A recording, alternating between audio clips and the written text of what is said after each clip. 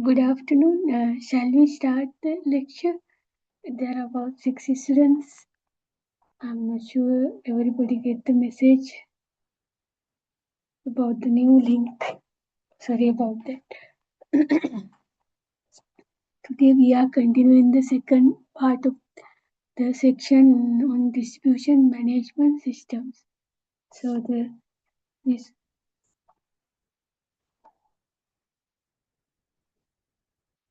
today we are going to discuss about few topics. Among them, load forecasting is the first one. So load forecasting is a process of predicting the future load demand, and it is an important input to both operation and planning of a distribution network. And it is a fundamental prerequisite for the development of secure and economic power system. And if we consider load demand for electricity, it depends on a number of socio-economic factors like economic growth, industrial development, technological development that influence the lifestyles of the people, and further than governmental policies also affect that.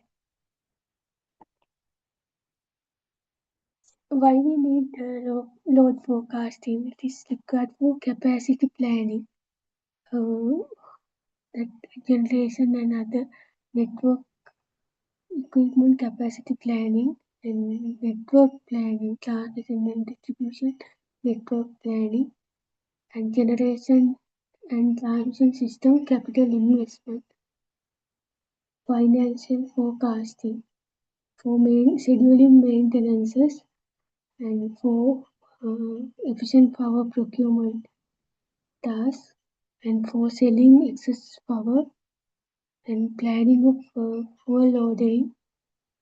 Optimum fuel means coal and other oil as well. Optimal supply scheduling, renewable resource planning, and to select a fuel mix.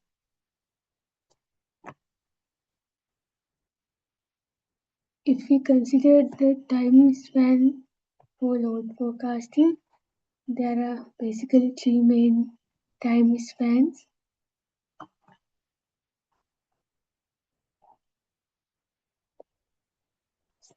Long-term forecasting, uh, which is basically longer than for 1 year period.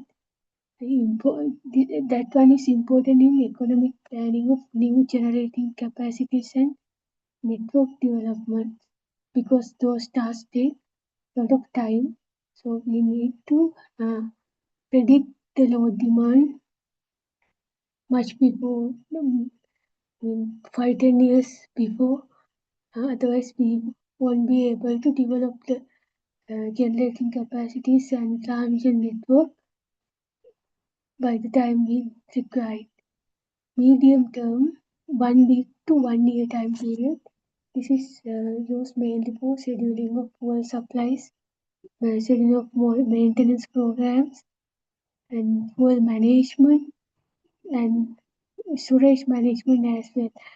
Basically, if we consider hydro reservoirs to maintain adequate levels, we need to have um, forecasting during 1 week to 1 year period time frame, like medium term forecast. The short term, 1 hour to week period, that is for planning startup and shutdown schedules of generating units, spinning reserve planning, and study of transmission constraint, and using economic load dispatching and security assessment. Actually, these time frames are not fixed, hard and fast. These are depend on a particular utility. They can have different time span for these long term, medium term, and short term time spans.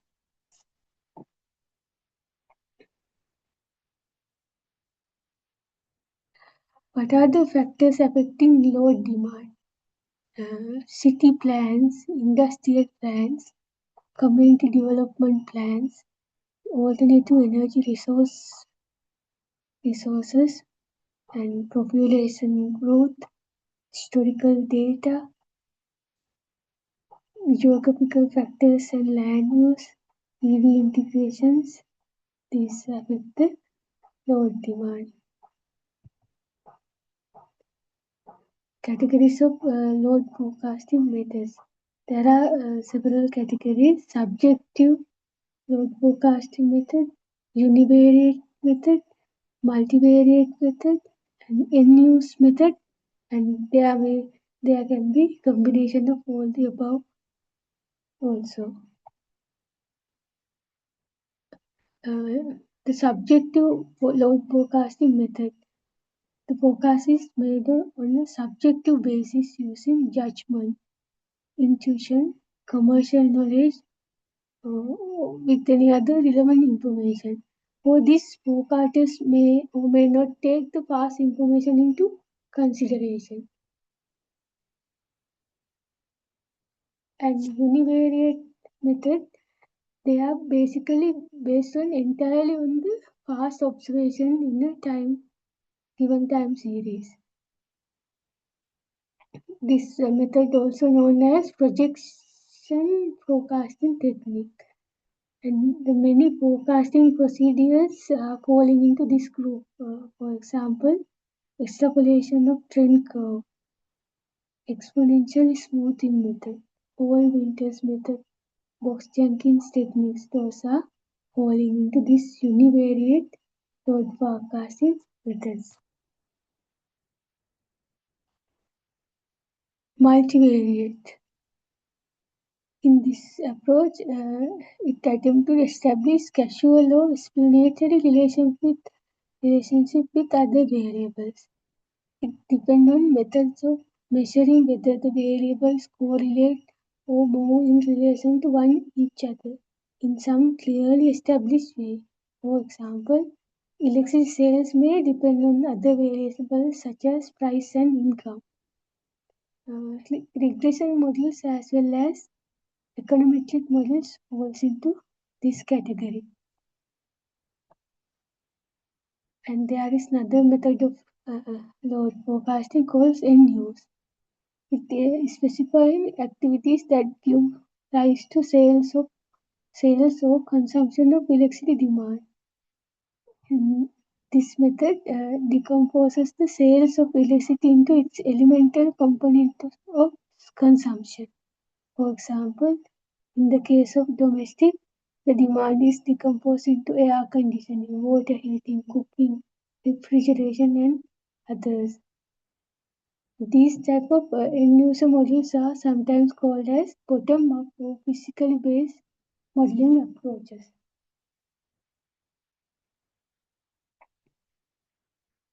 Load forecasting method, combination method. Different techniques are used in combination to produce new and in many cases better forecasting results, obtaining by combining two or more forecasts following various combination procedures. Now we are going to look into the method of load forecasting. It's required to identify time series pattern to determine which technique to be utilized for load forecasting. Time series patterns. Under that one, we can have two. One is trend. A trend is long-term increase or decrease in data. Seasonality. The seasonal patterns occurs when a time series is affected by seasonal factors such as time of the year or the day of the week. This seasonality is always of a fixed and known frequency. For example, if we consider the load curve of our country, you can see clearly established pattern which is repeated every day in a kind of similar way. except for the weekends or holidays, it repeats the same pattern. So we can consider this type of variation as seasonal patterns.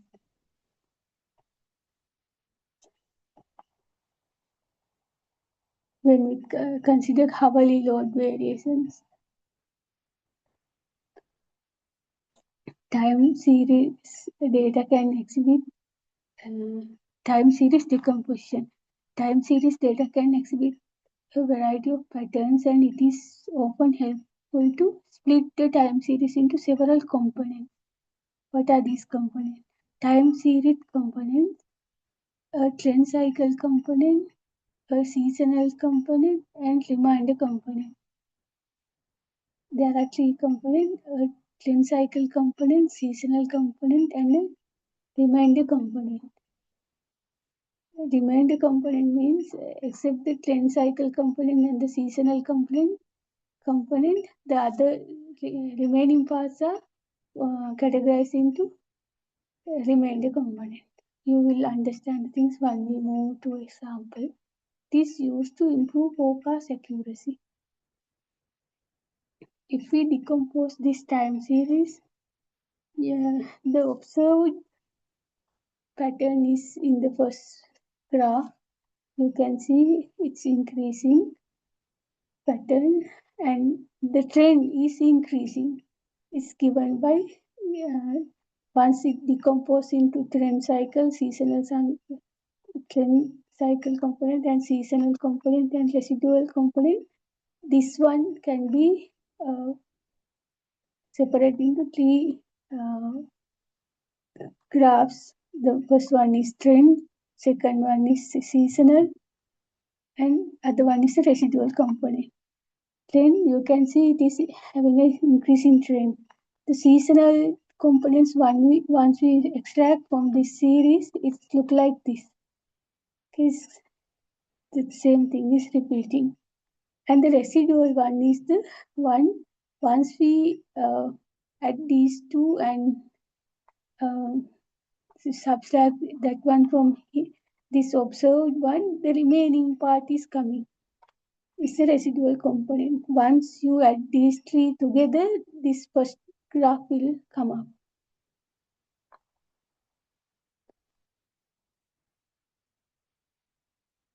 There are two types of decomposition. One is called additive and other one is multiplicative. When we consider that additive decomposition, it can demonstrate by this type of equation. Yt is equal to st plus tt plus rt. That means prediction at one time interval time at a time t is equal to the seasonality component and the trend component and the remainder component. Yt is the data and st is the seasonality component and tt is the trend cycle component and rt is the remainder component at time period t. The additive model is useful when the seasonal variation is relatively constant over time. If we consider this seasonal variation given here is relatively constant, there's a trend of increasing, but the seasonal component is relatively constant over the time. The multiplicative decomposition. Here, the equation is yt is equal to st into tt into rt. Yt is the data, st is the seasonality component, tt is the trend cycle component, rt is the remainder component, all at time period t. So here you can see the trend is increasing as well as that multiplicative component also not constant, it's also increasing. So in that case, we use multiplicative decomposition. So now we are going to learn several load forecasting methods. The first one is the most simplest one, mean averaging method. For this method, it uses all the past data available and this mean method works well when only that there is no trend or seasonality uh, in this when we consider the past historical data. If there is no any historic seasonality variation or trend increasing or decreasing trend, we can go for this mean value method. In other words, it assumes that that underlying process has a constant mean. So the expression for that one is if t plus 1 means one time period ahead, the one period ahead forecast. For example, like next year forecast. So that is equal to 1 OT, the summation of the historical data points up to 1 is equal to 1 to time period t. You will understand properly when we do an example. So I will move to Excel sheet.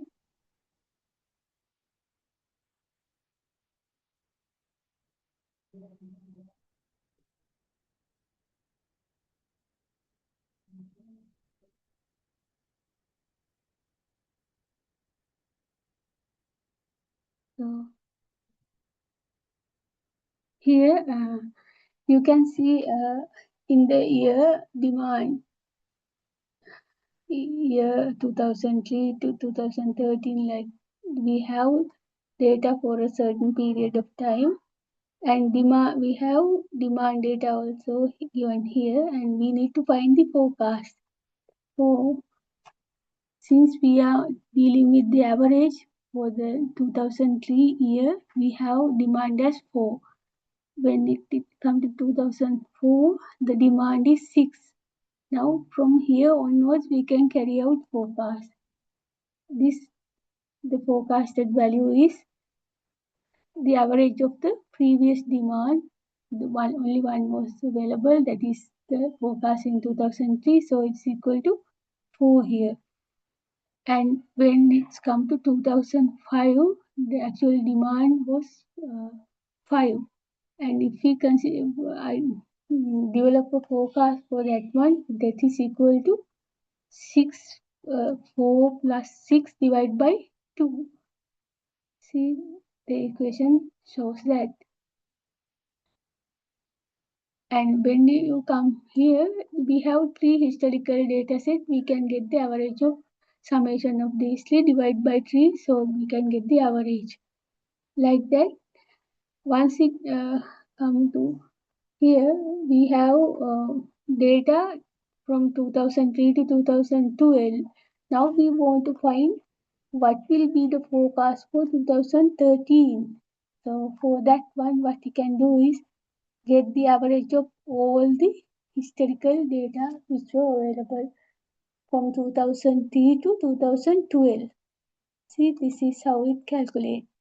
Get the summation of all these values up to 2012 and divide it by, it's 10, no? Yes, 10. There are 10 data points. You can get the average by get summation of these things and divide it by 10. So please find the graph given here, which indicate blue line is the actual demand. Actual demand we measured from 2003 to 2012. You can see how the graph, how the values are changing over the time. This is the forecast we obtained here in 2004 only with the one forecast which is equal to the previous year forecast, and next the average of these two coming here, like that. This is the average one for 2003, this 2013, this is the prediction. So if you can do a small example, can you please work out this one? Otherwise, you may feel boring to hear all the time. The example we have from year 1 to 4, the demand data is available like that. Can you please calculate the forecasted demand from for this one? Please test.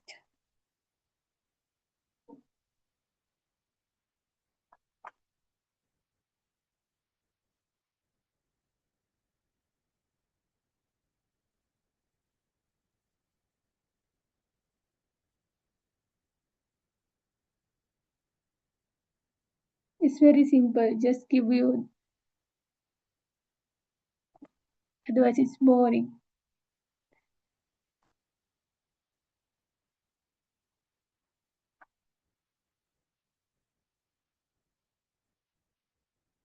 What's the forecast for year? Can we have a forecast for year 1? No. Then we have only forecast from year 2 ahead. What's the forecast for year 10?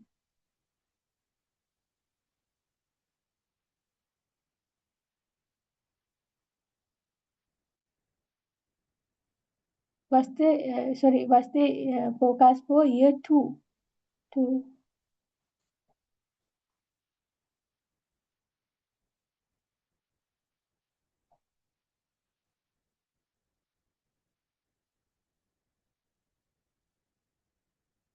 Yeah. For the year 2, the forecast value is the previous year value. It's 10. And once it come to year 3, what's the forecast? Simple. You can add these two together and divide it by 2. 10 plus 20 is 30 divided by 2, what is equal to 15. Yeah, like that. You can do it your own if you are not doing with me. So since these are the values, so up to at year 5 we can get the predicted load or the load forecast at 16. So I think it's clear to you. I will move to the next method. This is called averaging method, mean averaging method.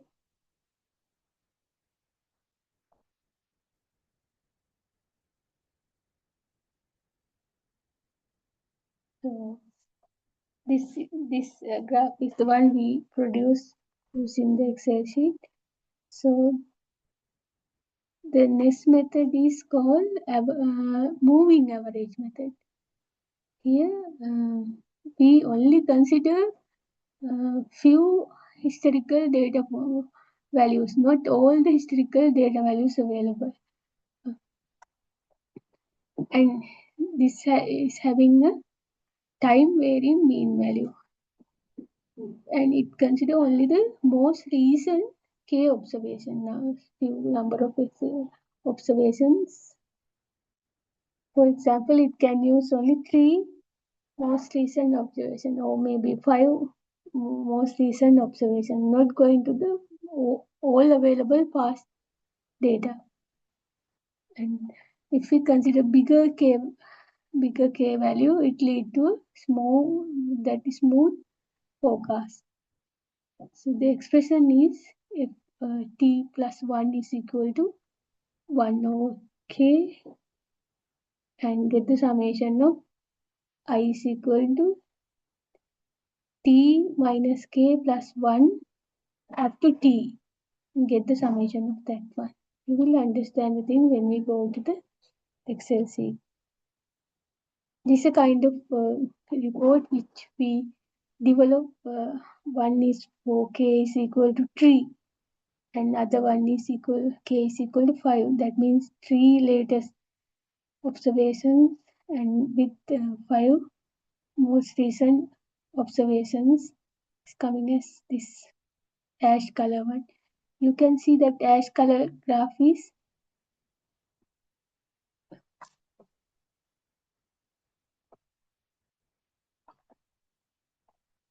it's more smooth compared to the k is equal to 5 one.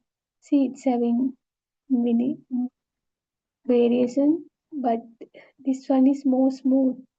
With higher the observations, higher the number of observations, the smoother the curve.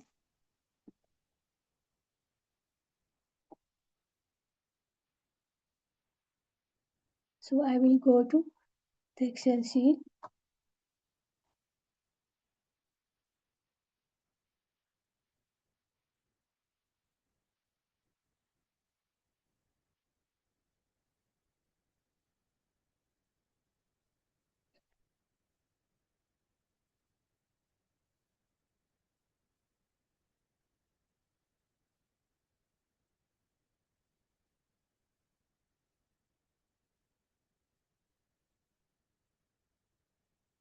The moving average method.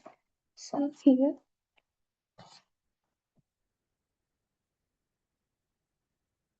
we have data up to 2003 to 2022.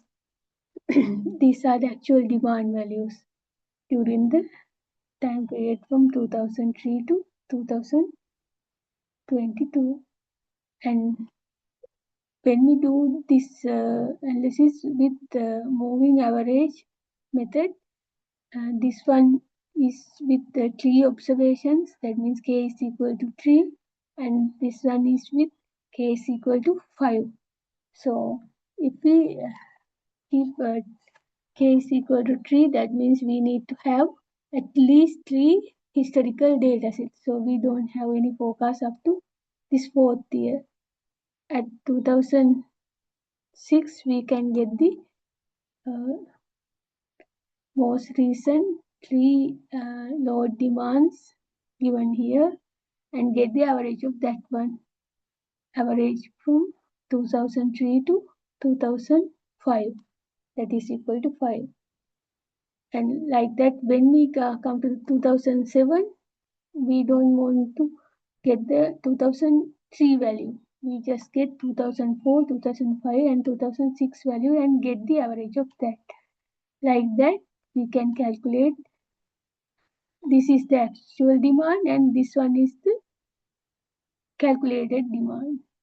Once we come to 2023, we need to have the forecast. We don't have actual data for this one. We need to find what will be the forecast for 2023.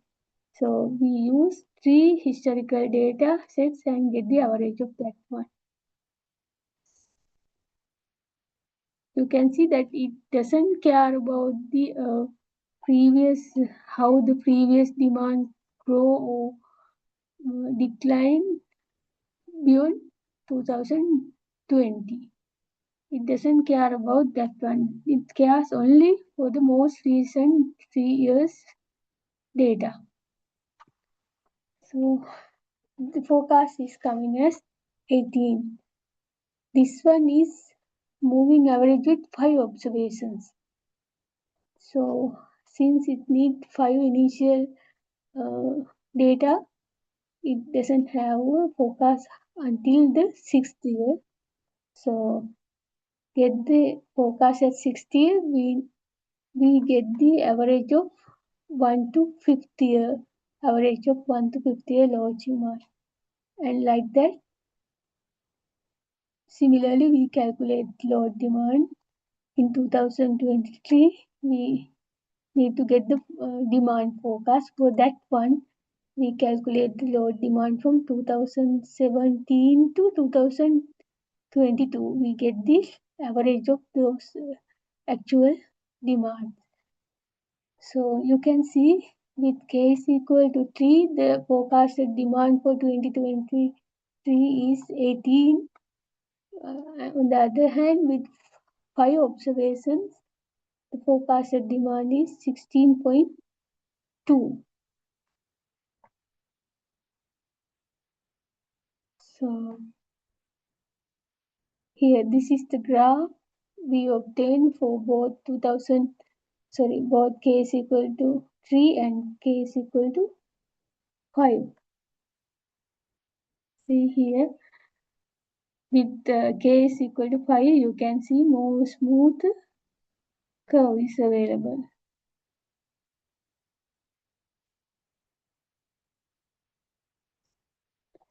Now, can you calculate with k is equal to 4, what is the load demand for 5th, 6th and 7 years?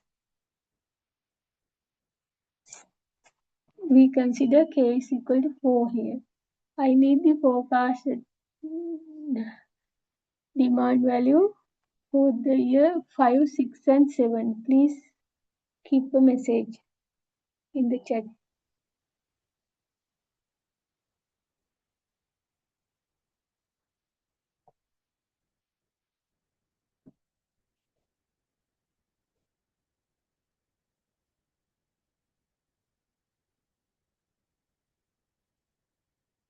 Assume k as 4 and calculate demand forecast for the year 5, 6 and 7 in this chart.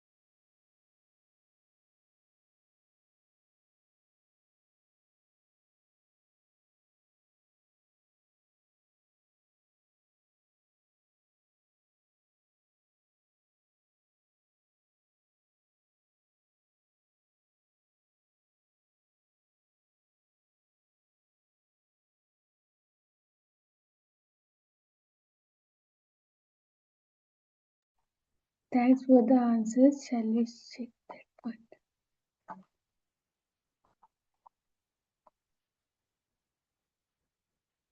Yeah, thank you. Your answers are correct. Thank you for that. So next we are going to talk about simple exponential smoothing method.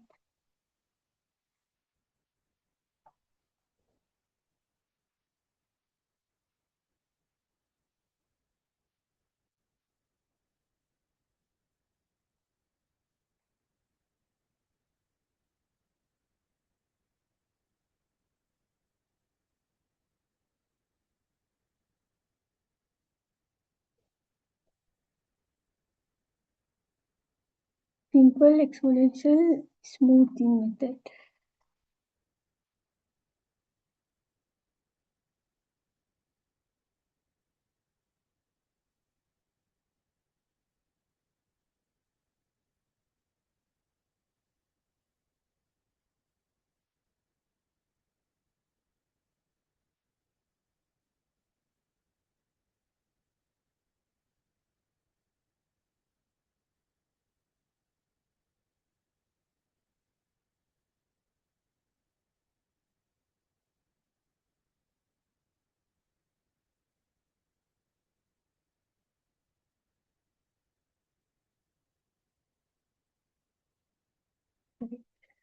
For simple exponential smoothing, the smoothing equation is LT is equal to alpha times yt minus 1 plus 1 minus alpha times LT minus 1.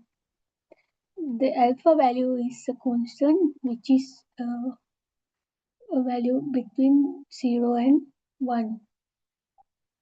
This is the smoothing equation and the prediction equation. Then for the S-time step ahead prediction, yt plus h, which is equal to LT, means the level component at time period t. That means it has a flat forecast. Whatever the future years is considered the same value which obtained in the t time period. That is, step ahead forecast is obtained by using the last available estimated smooth level state, that is LT. Simple exponential smoothing has a flat forecast function. That is, for all forecasts, take the same value equal to the last level component. This method is only be suitable if the time series has no trend or seasonal component. This method can be used if the time series has no trend or increasing or decreasing trend or any seasonal variation. So this is obtained by doing simple exponential smoothing. So you can see the actual demand is given in blue, and with two different alpha values we get two different forecasts, and you can see we have data only up to 2022 and 2023 and 2024 we have a flat forecast. We don't have any increasing or decreasing trend with this kind of exponential smoothing method. So we will go to the Excel sheet and see how we can carry out that.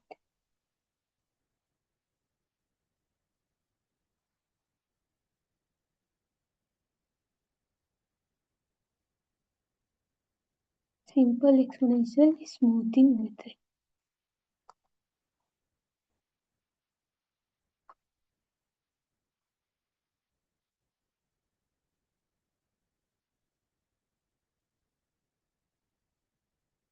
For this one, this is the expression L level component. LT is equal to alpha times yt minus 1. That means the observation one time period ahead before. And 1 minus alpha times level component calculated for the last time period, LT minus 1. So we'll go to an example here. The alpha is considered as equal to 0.5, and for the second calculation I have considered alpha is equal to 0.8.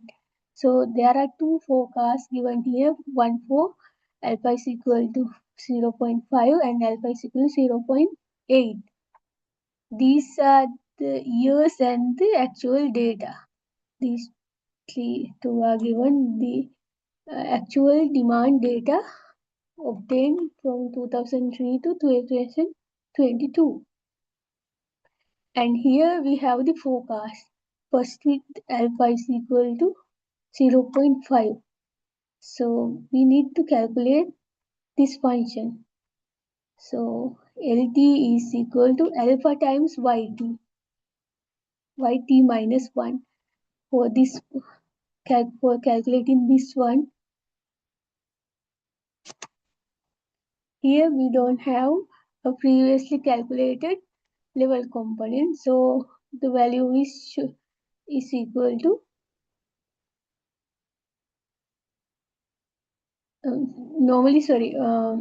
level component for the first time period is considered as the equal to the previous year forecast, because it doesn't have any LT minus 1 part. It just assume for the initial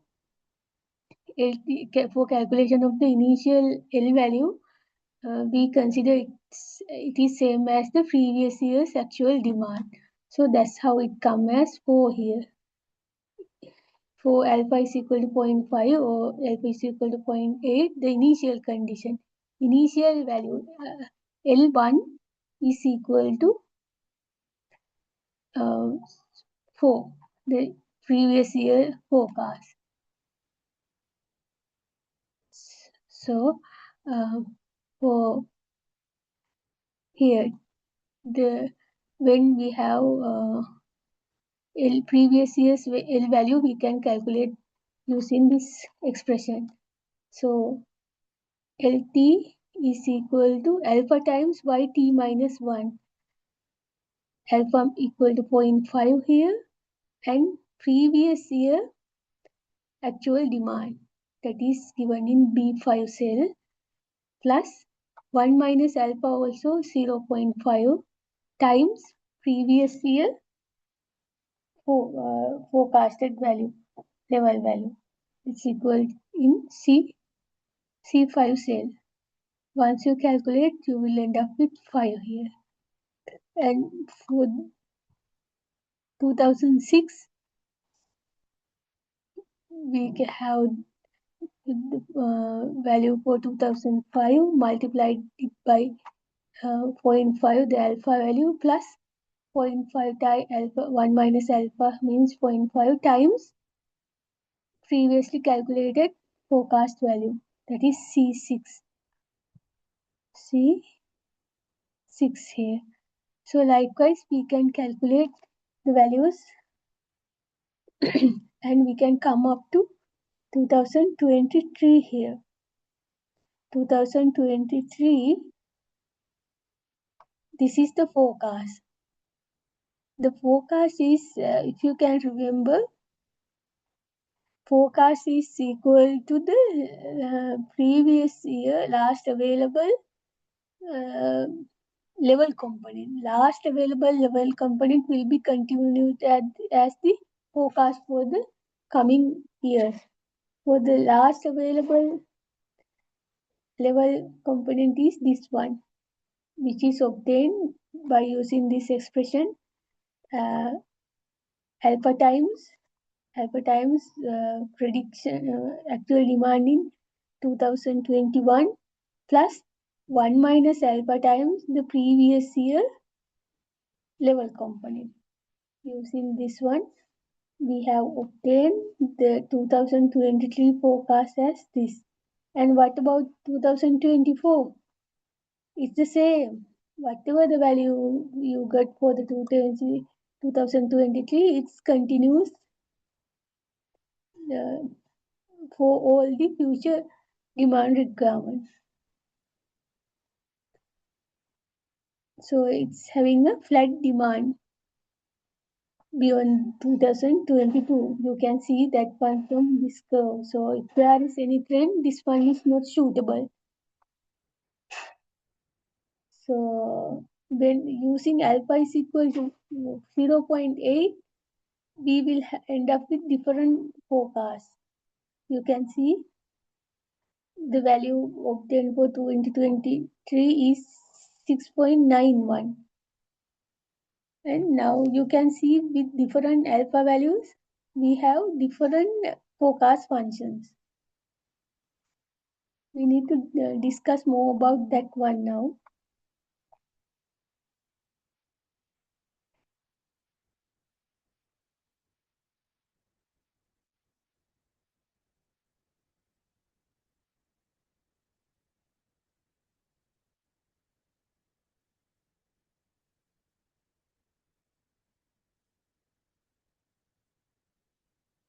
So this is the one we obtained in the previous example. This is the graph.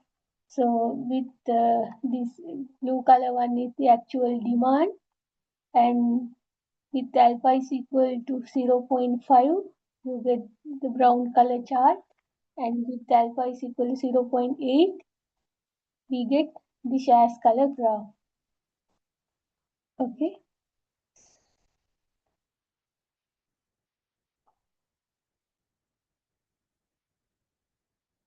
So if we consider this alpha or this alpha beta, many constants are there in the coming expressions in future forecasting methods.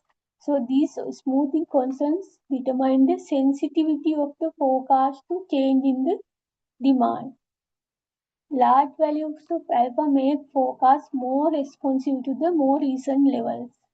If we put this alpha value large, it will more responsive to the more recent levels. You will be able to understand if we go back and see that expression.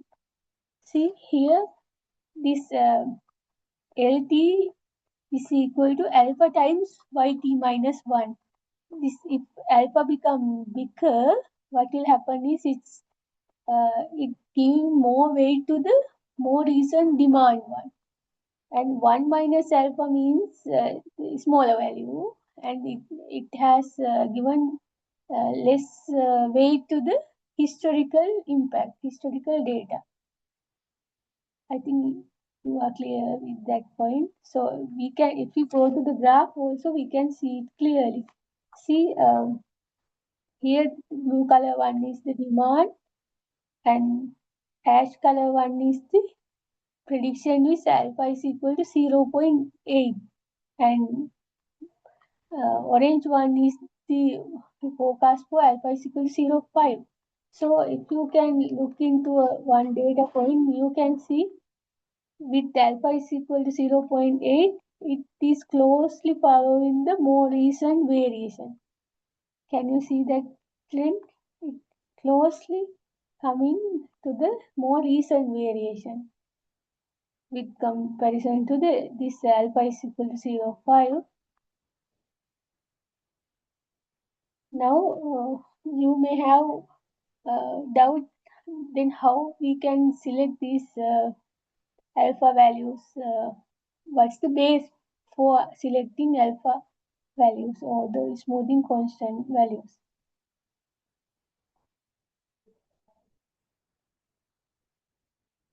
Large values of alpha make forecast more responsive to the more recent level. In some cases, the smoothing parameters may be chosen in a subjective manner. That means the forecaster specifies the value of the smoothing parameters based on previous experiences. That means one method of selecting parameter values are subjective manner. They have some previous knowledge that it's better to have forecast which follow more recent trends, so we can give more weight to the alpha value. So it's like alpha is equal to 0.829, then it closely follow the more recent variation like that. However, a more reliable and objective way to obtain values for the unknown parameters is to estimate them from the observed data. Actually, that subjective manner is not always the best method. The best method is to use this available load demand data and calculate these smoothing constant values.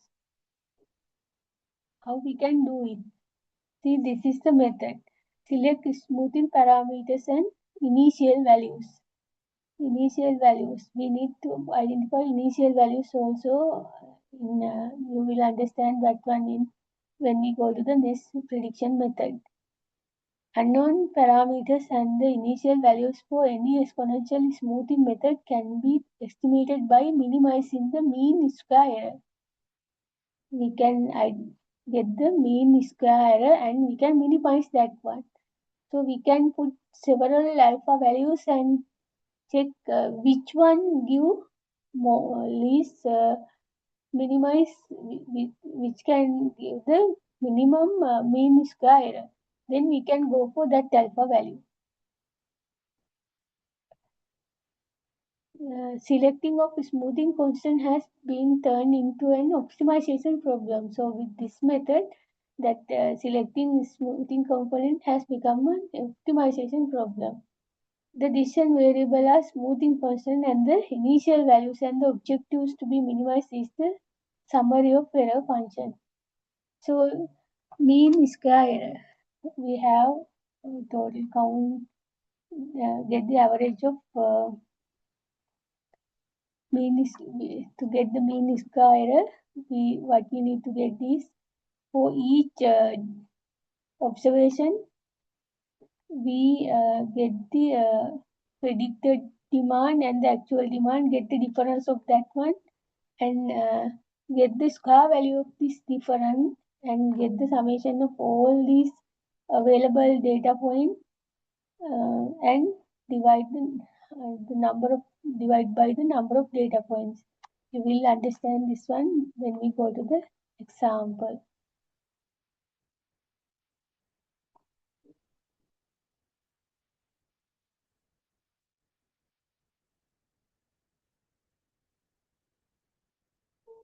See,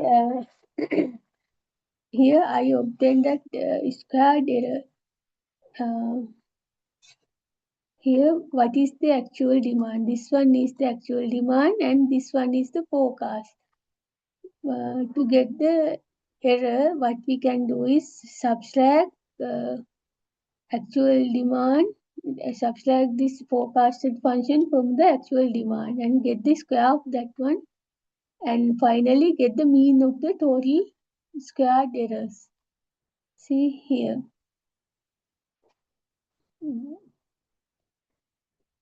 Uh, 5, for this one. This is the forecast and this is the observed value. So forecast is in B4, actual demand in, forecast is in C5 and the actual one is in B5. So the expression here you can see B5 minus C5 and get the square of that one. B5 minus C5, get the square of that one, like that for all the predictions until 2023. We can even for 2023 we can get the actual demand, it's equal to 5 here, and minus the predicted level component or the demand 7.399, and get the difference of these two and get the square of that one. So this is the mean of the all square functions obtained here, and get the square error. And this one is for alpha is equal to 0.5. Similarly, we can calculate what is the mean square error for alpha is equal to 0.8. For that one, we get the predicted values in this column. Once you calculate, you will understand at the end that with alpha is equal to 0.5, the mean squared error is 5.80. But when we put alpha is equal to 0.8, the mean square error is 5.09. So which one is the best one? Alpha is equal to 0.5 or 0.8? What's your answer?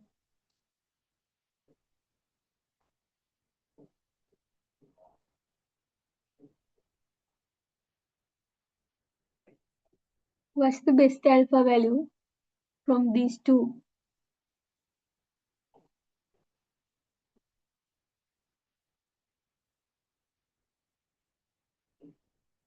Alpha is equal to 0.8, isn't it? It has the minimum mean square. So alpha is equal to 0.8 is a better forecast. You may see it from this graph also. It has closely followed the observation in comparison to alpha is equal to 0.5 here.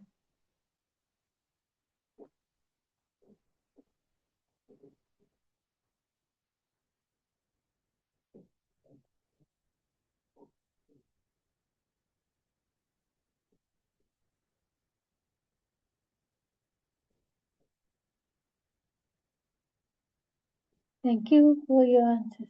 So now we are going to discuss about the next one. So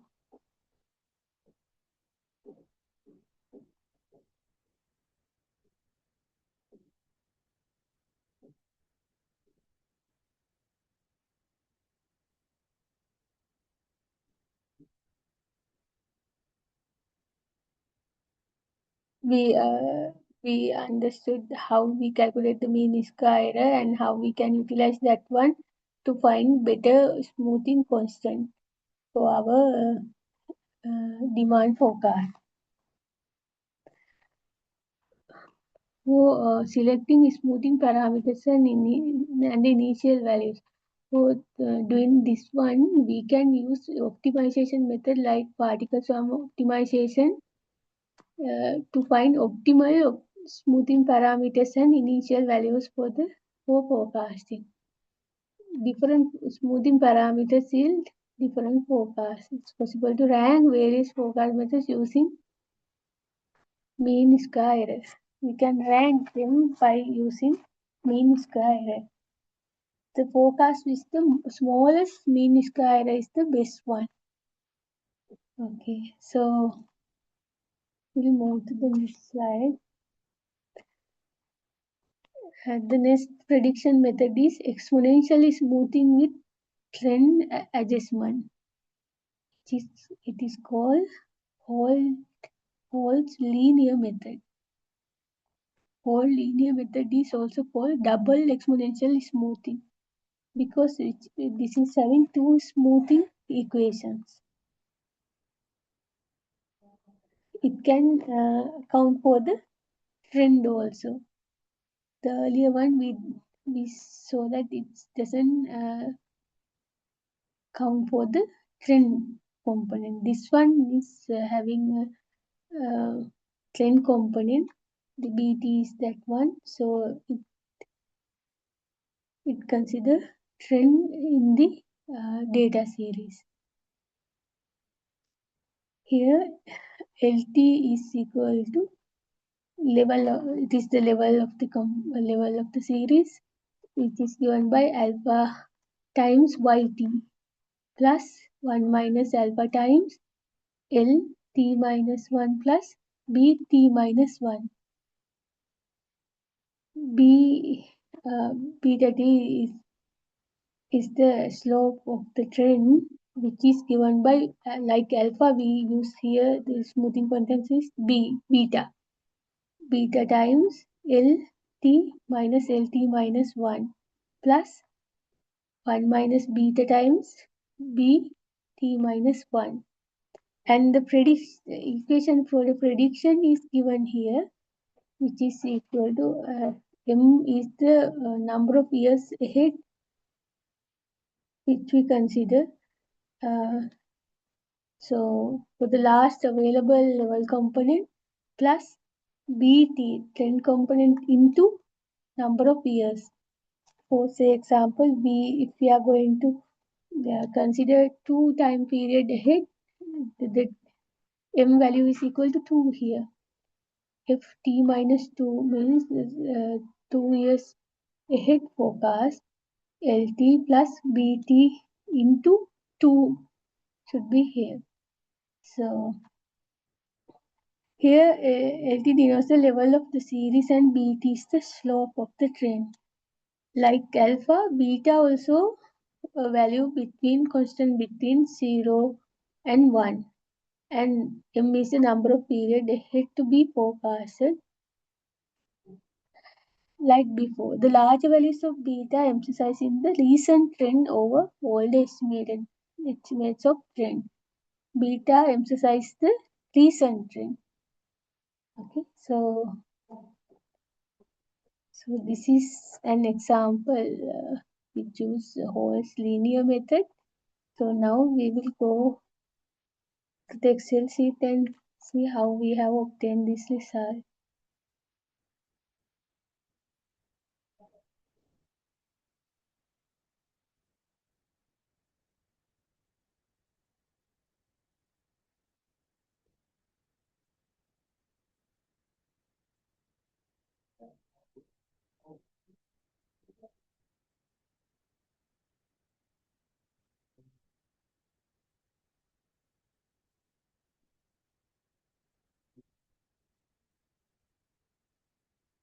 So now things are a bit complicated compared to before. This is the Hall linear method.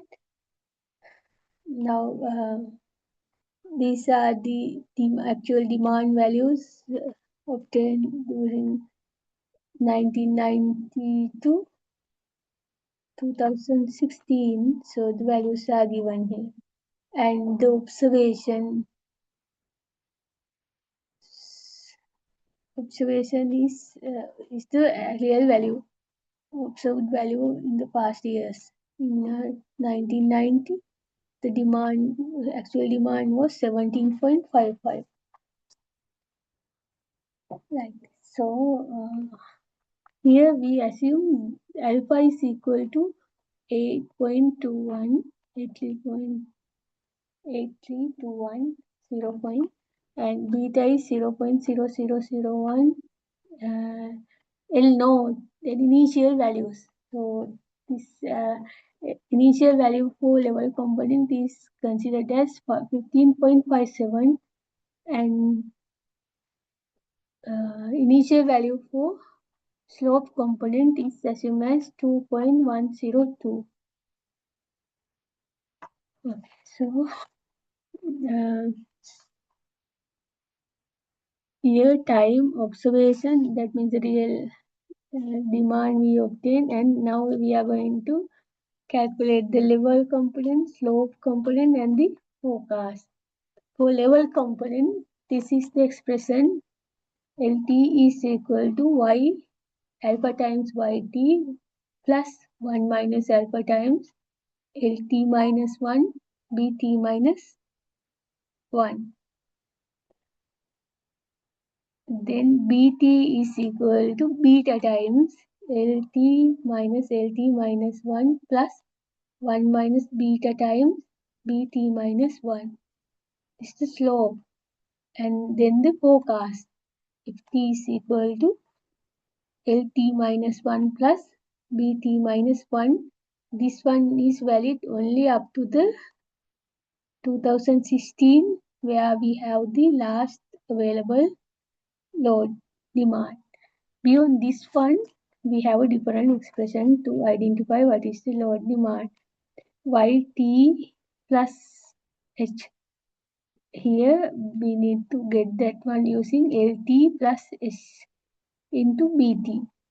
So we'll look into the values given here. So how to calculate LT? For this one, we need L naught and B naught. To calculate L naught and B naught, we need L naught and B naught. That values are given as initial values. So you can put T is equal to 0 here and put the values L naught is equal to 15.57 and B naught is equal to 1.102. Now from this year 1990, we are going to calculate the values LT, BT and FT. LT. To calculate this one, we need the values alpha times current year forecast. Current year, not the forecast, current year actual demand plus 1 minus alpha times LT minus 1. LT minus 1 is given as that initial value is given as 2.102. You can use that value here. Then plus 1 minus alpha times LT means the value here, and BT plus BT is the value 2.102. You can use this expression and calculate the value.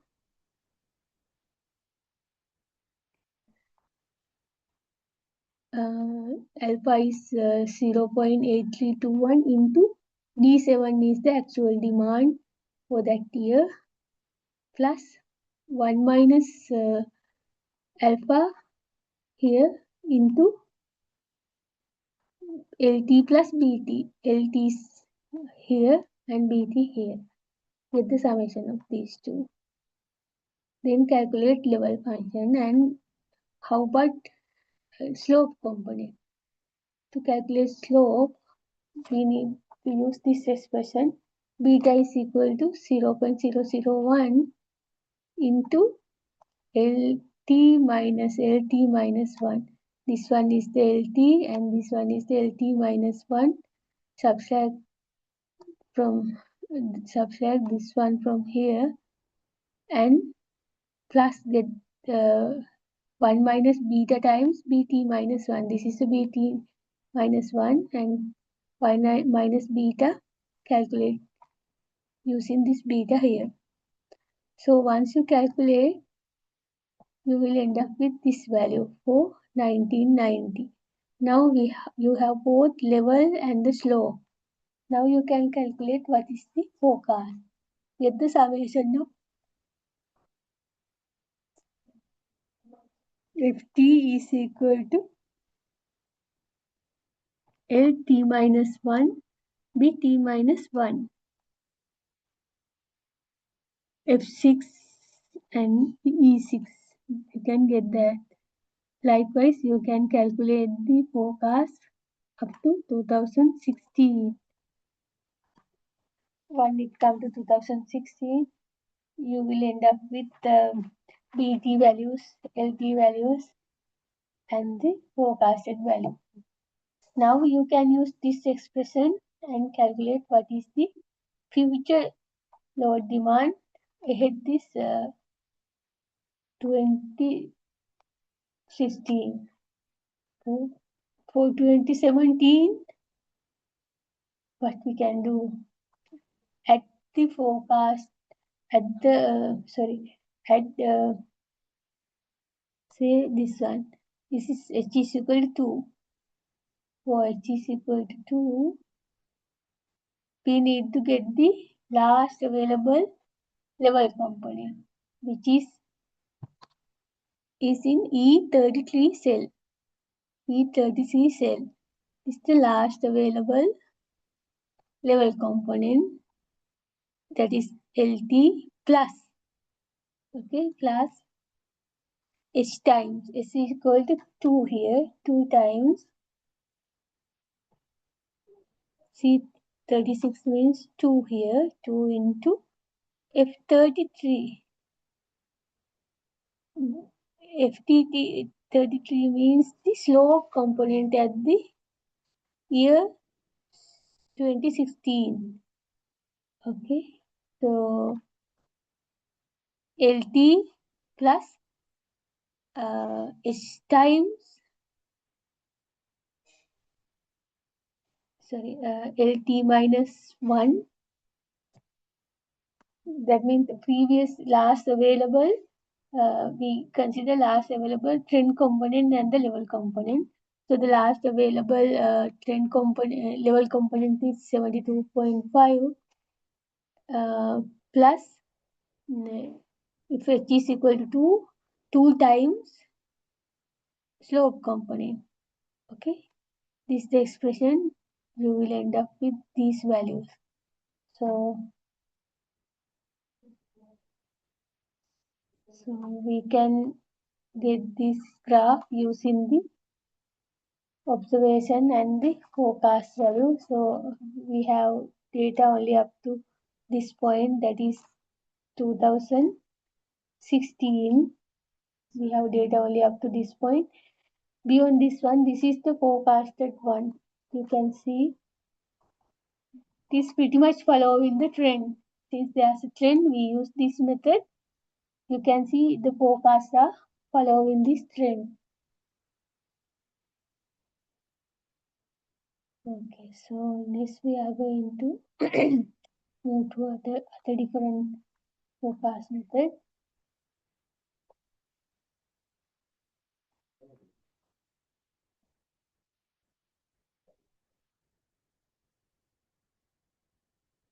This is the graph we obtained.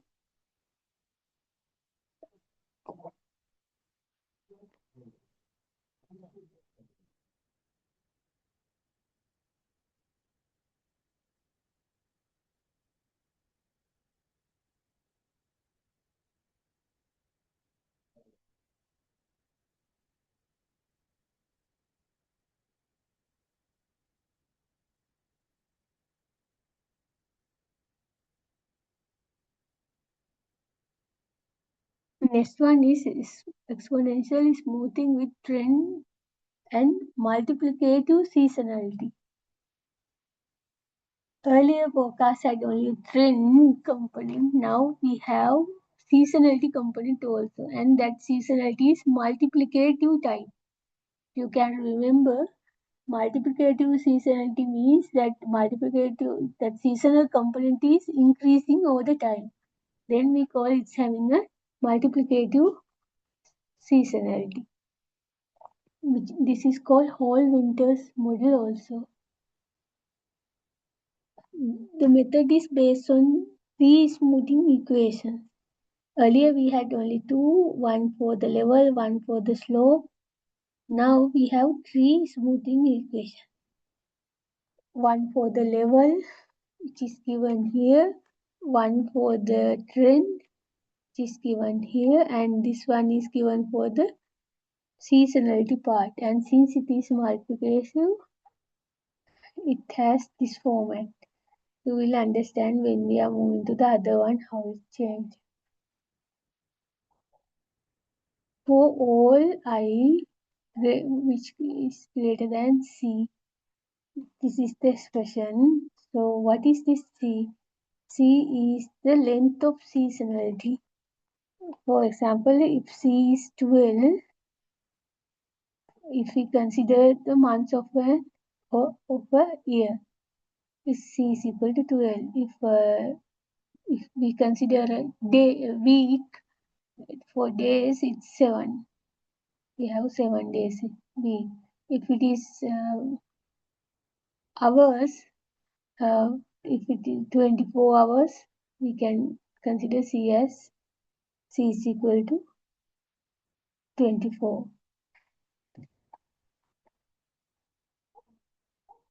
Like before, this alpha, beta, and gamma smoothing constant are falling between 0 and 1.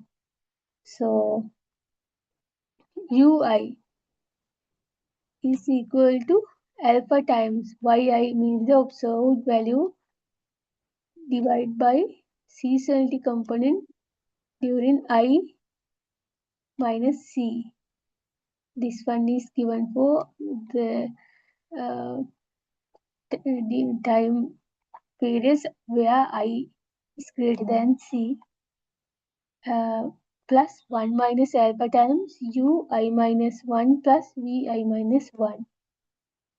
And V means the trend component, beta times Ui minus 1 plus 1 minus beta times Vi minus 1.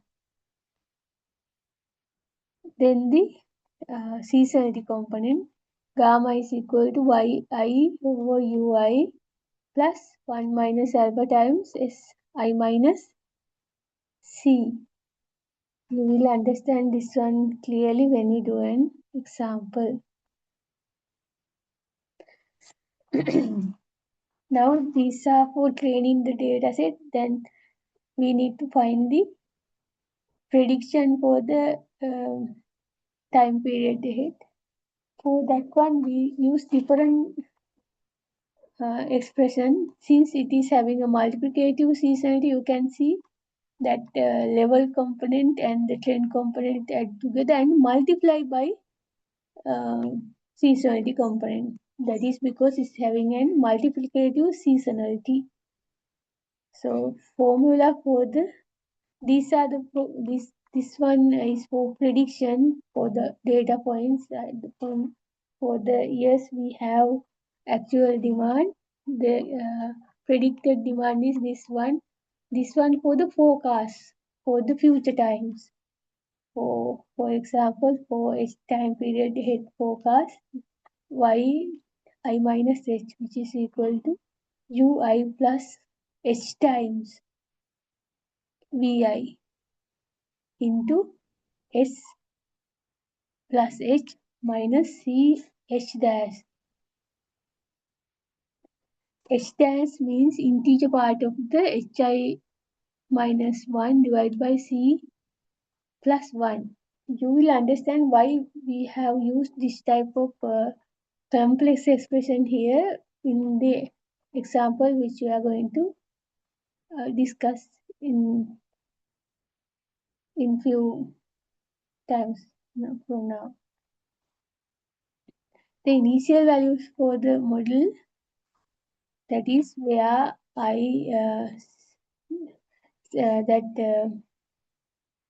is equal to 1 to C time periods.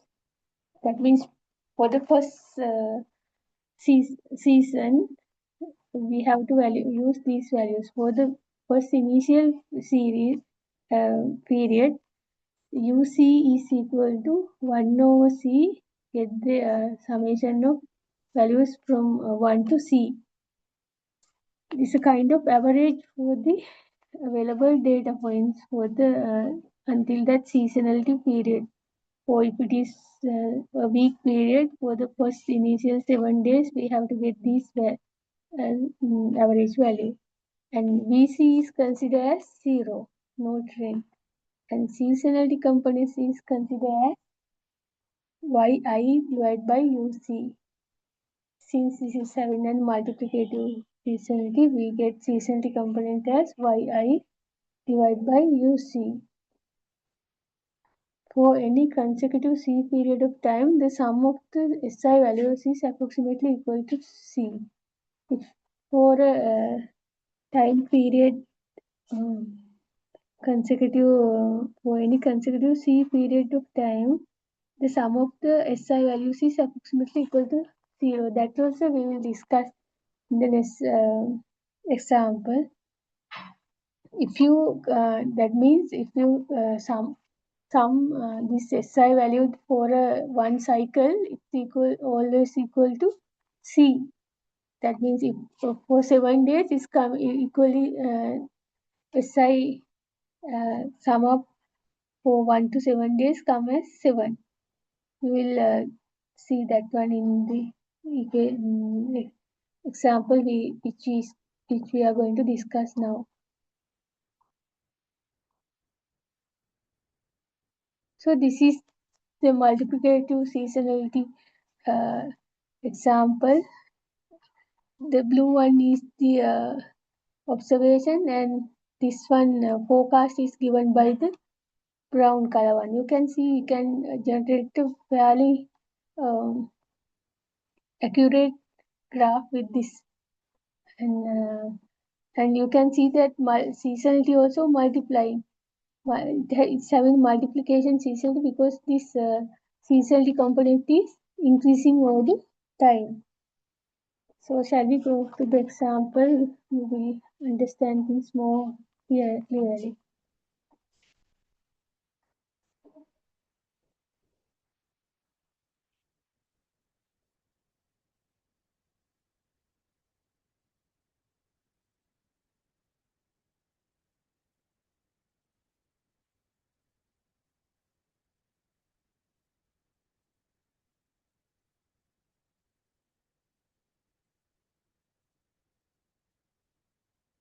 This is called Hall's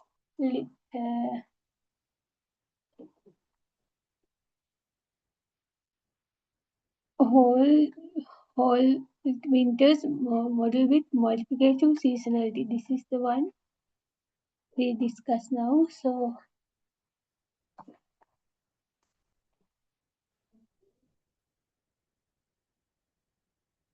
Hall Winters model with multiplicative seasonality. So here we have several smoothing components, 3. So for this seasonality smoothing constant, we consider the values alpha as 0.5, beta as 0.5, gamma also 0.5, and this seasonality component is 4 here. That means every time period of every 5 time period, the pattern is appearing again and again. The period is equal to 4. So here we write down the season. to reflect that seasonality variation. For the one period, since it is 4, C is equal to 4, there are four sections, 1A, 1B, 1C and 1D. Again, the next cycle comes 2A, 2B, 2C, 2D. And for the next cycle, 3A, 3B, 3C, 3D. Like that, we have data until 4D. Now we need to predict the values for fifth cycle. It's having A, B, C, D components. So this is the observed data Y. That means the real historical data, historical demand data. Now we need to calculate U, V and S and the predicted demand. U, to calculate U value, if you can remember, it's said in the previous expression. UC is equal to, this is only for the initial condition. UC means the U4 here. U4 is equal to 1 divided by 4 and get the summation of Yi, I mean the observed demand from I is equal to 1 to 4. See, 4.25 has obtained like that. C4 to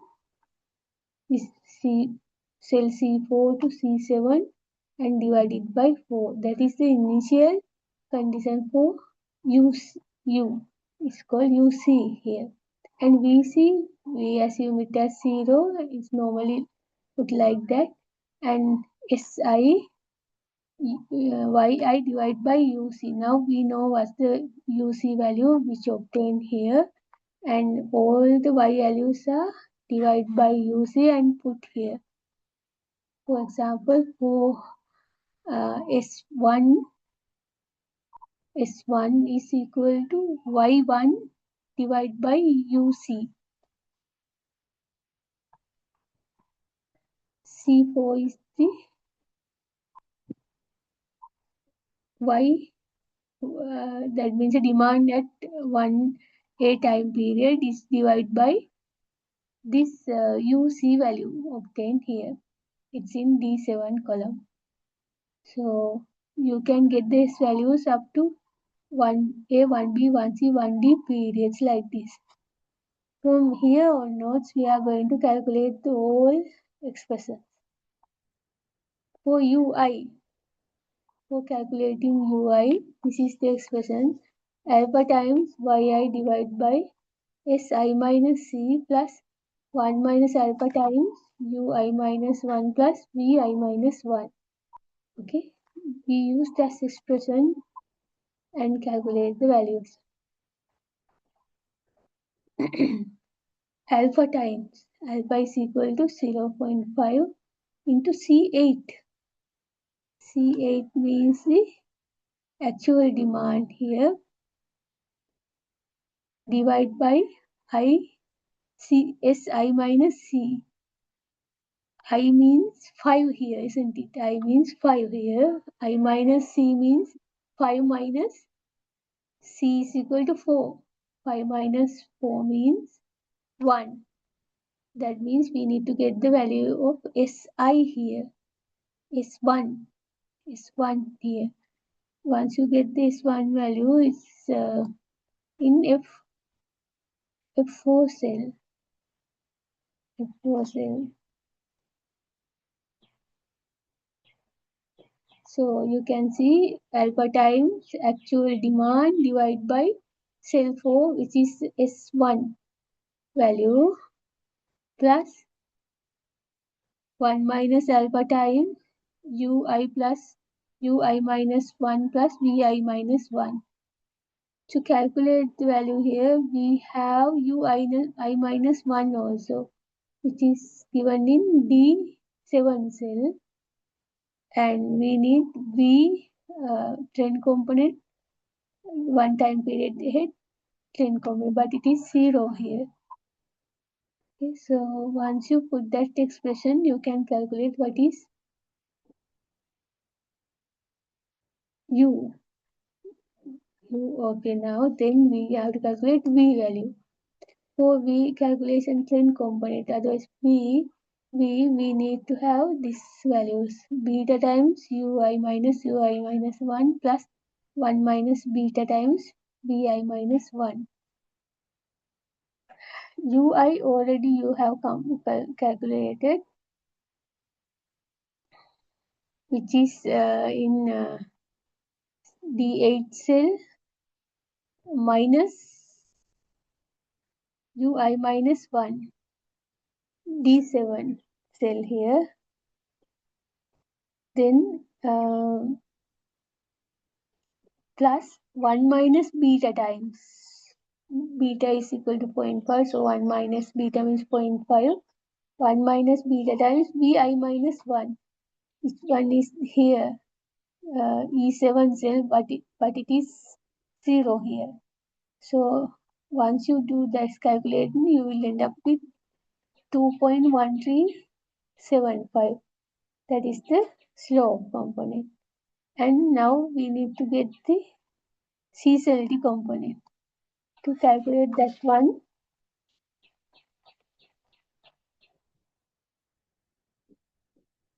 SI is equal to gamma. Gamma means 0.5 here. Yi minus Ui. Yi means actual demand obtained divided by Ui, we have already calculated here.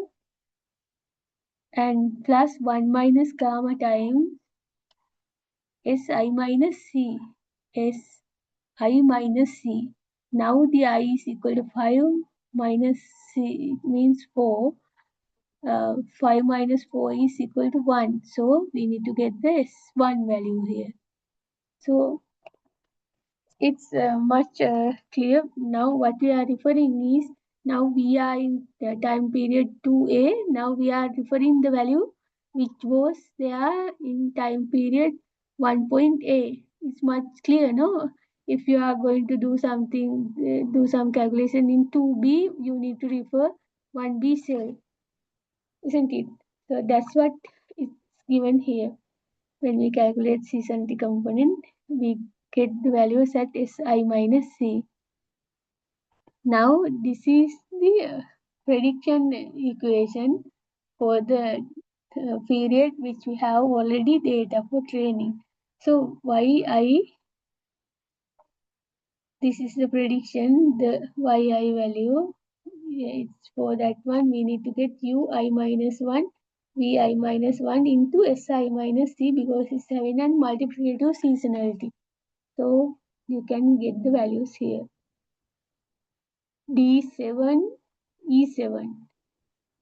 Ui minus 1, here this value, and at 1D interval, the slope component and the U level component, add these two together and multiply by Si minus C.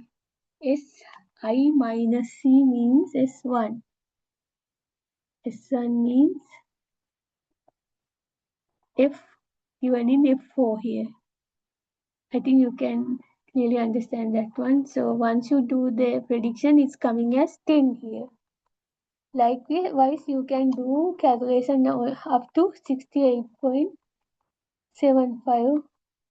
Now we need to find what is the actual demand for 5A period ahead. For this one, this is the expression. Yi minus H is equal to Ui into HBI. H times, that means time period ahead times Vi trend value multiplied by Si plus H minus Ch dash. This is little bit complex. We'll see why we have this type of complex notation given here. Say for example, if we are referring 5A period, H is equal to 1, isn't it? But I is equal to 16 here. Okay. Now, how to calculate this h dash? H dash is given by integer part of h I minus h minus 1 divided by c plus 1. Get the integer of this one and add plus there, plus 1. To calculate that one, see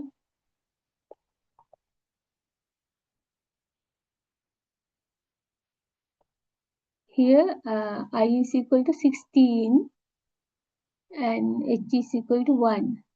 So once you put that one in this expression, integer part of h is equal to 1, this part is 0, and integer part of 0 is equal to again 0. Now the values end up with 1. This component is equal to 1 here. But if h is equal to 2, what will happen? 2 minus 1 is equal to 1. 1 divided by c means 4. 1/4. 1/4 end up with 1. Okay, integer has become what? But when it comes to here, h is equal to 5. Then is 5 period ahead. And I is equal to 16. Once you write down the expression, you will find it is in 16. I is equal to 16. And if you put the values here, h is equal to 5 minus 1 means 4. 4 divided by 4 means 1, isn't it? 1, then get the integer part of that one is 1 plus 1 is equal to 2. What will happen here is 5a means the first time period. So we need to consider only for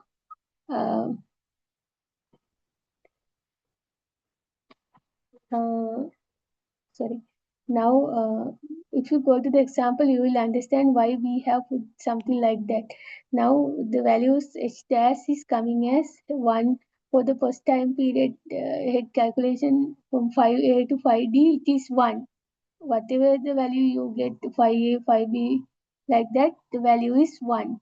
And for the next second period ahead, it's 2. 6a to 60 it is 2. If you go to the 7a to 7d, it will become 3 here. So if you put the whole thing here and get the value of that one, now we need to find this one. No, I plus, now we have already find that h dash only. Yeah? Now we want to find what is the value of I plus h minus c h dash. I plus h minus ch dash. We only calculated h dash here. So I, what is the I value? I is equal to 16. Okay, I is equal to 16. H 16 plus h means h is equal to 1 here. 16 plus h is 17 minus c means 4 into 4 into 1 means 4. If you 17 minus 4 equal to 13. Okay, when you go to h is equal to 2, once you put everything into this equation, it has become 14. So, likewise, for 5a, 5b, it's 14. 5d, it's 14. 15. 5d, it's 16. Like that, it move.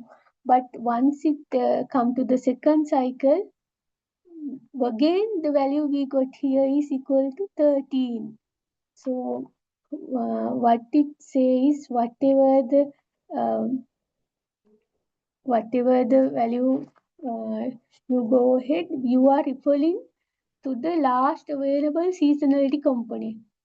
So, here the I13 means here the value is coming as 13. No, the 13 means if you can refer this one here, 4a value. The last available seasonality component is at 4a, isn't it? So if you are going to refer 5a or 6a or 7a, you always refer the last available seasonality component at the in the actual demand series. So that is this value, this seasonality component. If you are going to refer 5B, 6B or 7B, you are referring 13. Sorry, 14. So last available seasonality component in B time slot. I think it's clear to you. If you are referring 5C or 6C or 7C, you are referring 4C only. So that's why we have this type of complex one, and we referring to the previous available, last available seasonality component. So once it come here, we are going to get the predicted demand I plus H. So which is equal to Ui plus S times Vi plus Si plus S minus Ch dash. So we'll go to an example. C for 5A. For the 5A calculation, we need to find Yi plus H. We are referring to I only. I means the last available level component, which is 19 in 19 column, D19. It is this one. Okay. So, and plus S times trend components. S times, sorry, slope component. Slope component is equal to this one for the last available one, plus the seasonality component, but we are not going to use this one, but we are referring to the 4A. For 5A, we are referring 4A seasonality component. So use that one. D19 means 4D level component at 4D plus B20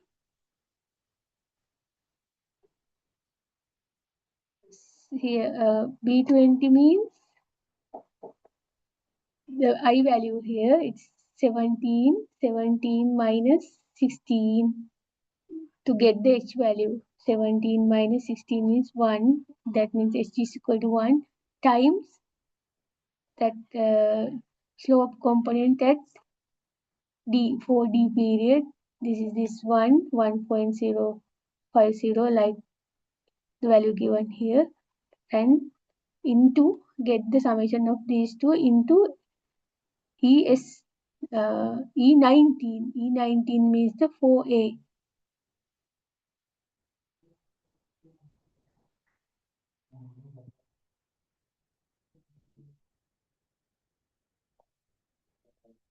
Okay, into F16. Is that, sorry, the trend component in UI means, I should go to the, UI means 4D level component at 4D.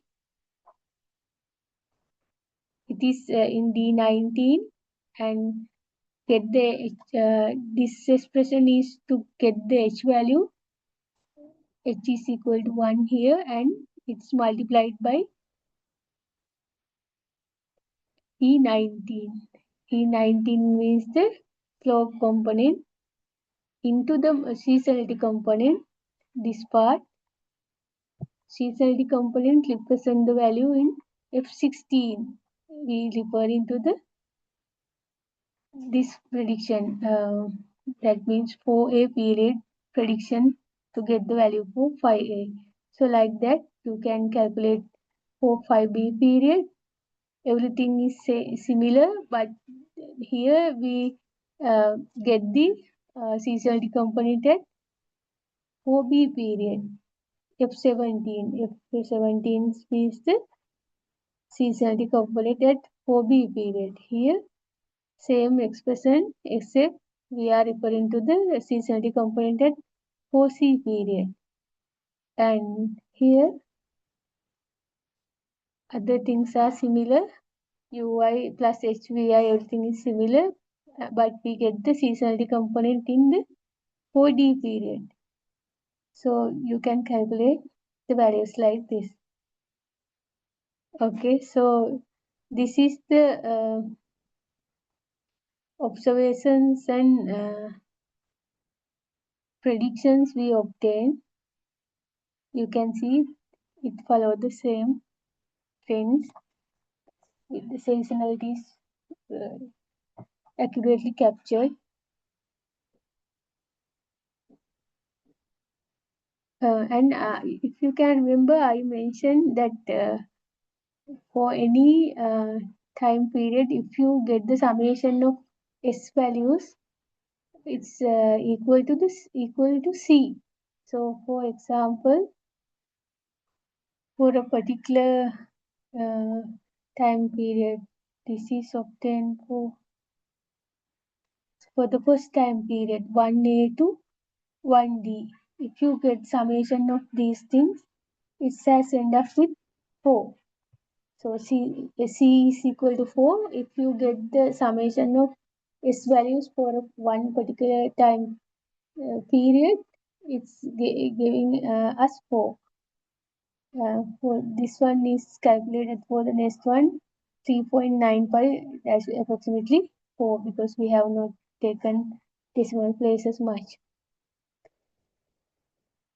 So this is Hall-Winters model with multiplicative seasonality. Next we are going to talk about Hall-Winters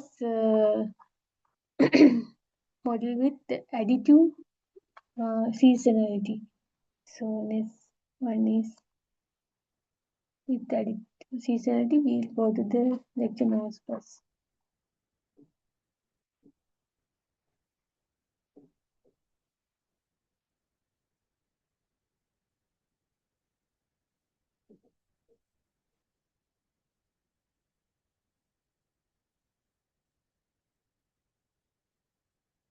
So this is the one which we have discussed now. I have calculated for another 2 time periods. So it has come up with this predicted data, and blue color one is the observation and the orange color one is the prediction. And next we are moving to additive seasonality. One, Hall-Winters method with additive seasonality. Here the seasonality is considered to be additive. Forecasted value for each data element is the sum of the level, trend, and seasonality component. Additive model is given like this: for all I greater than C, UI level component is given by alpha times yi minus Si minus C plus 1 minus alpha times ui minus 1 in plus Vi minus 1. Vi is equal to beta times Vi means the slope component, beta times ui minus 1 plus 1 minus beta times Vi minus 1. Then the seasonality component, gamma times yi minus ui minus 1 plus 1 minus gamma times Si minus C. Like before, alpha, beta, and gamma values are integer constant value between 0 and 1. And C is the length of seasonality like before. So the prediction for the data element yi given by, for the available data, we get this prediction like this: yi is equal to ui minus 1, vi minus 1 plus si minus c. Here you can see, since it's having an additive seasonality, we add these three components together, not like before. For the forecast, For at future times, we use this one expression. yi plus h is equal to ui plus hp I plus si plus h minus c h dash. Like before, we have this complex expression here. Yeah, hi is equal to integer part of hi minus 1 divided by c plus 1. The initial values are given by uc is equal to 1 minus 1 over c. Get the summation of yi values from I to c. Vc is equal to 1 over c. Get the summation of yi plus c minus yi divided by c. Si values are given by yi minus uc. Using this expression, we can get the prediction. So this is kind of outcome we have obtained by using this Hall-Winters additive model. Here we have used this additive model because the seasonality component is varying. It's not increasing with the time. It has kind of constant variation, not increasing over the time. That's why we use additive model. So let's go to the SLC.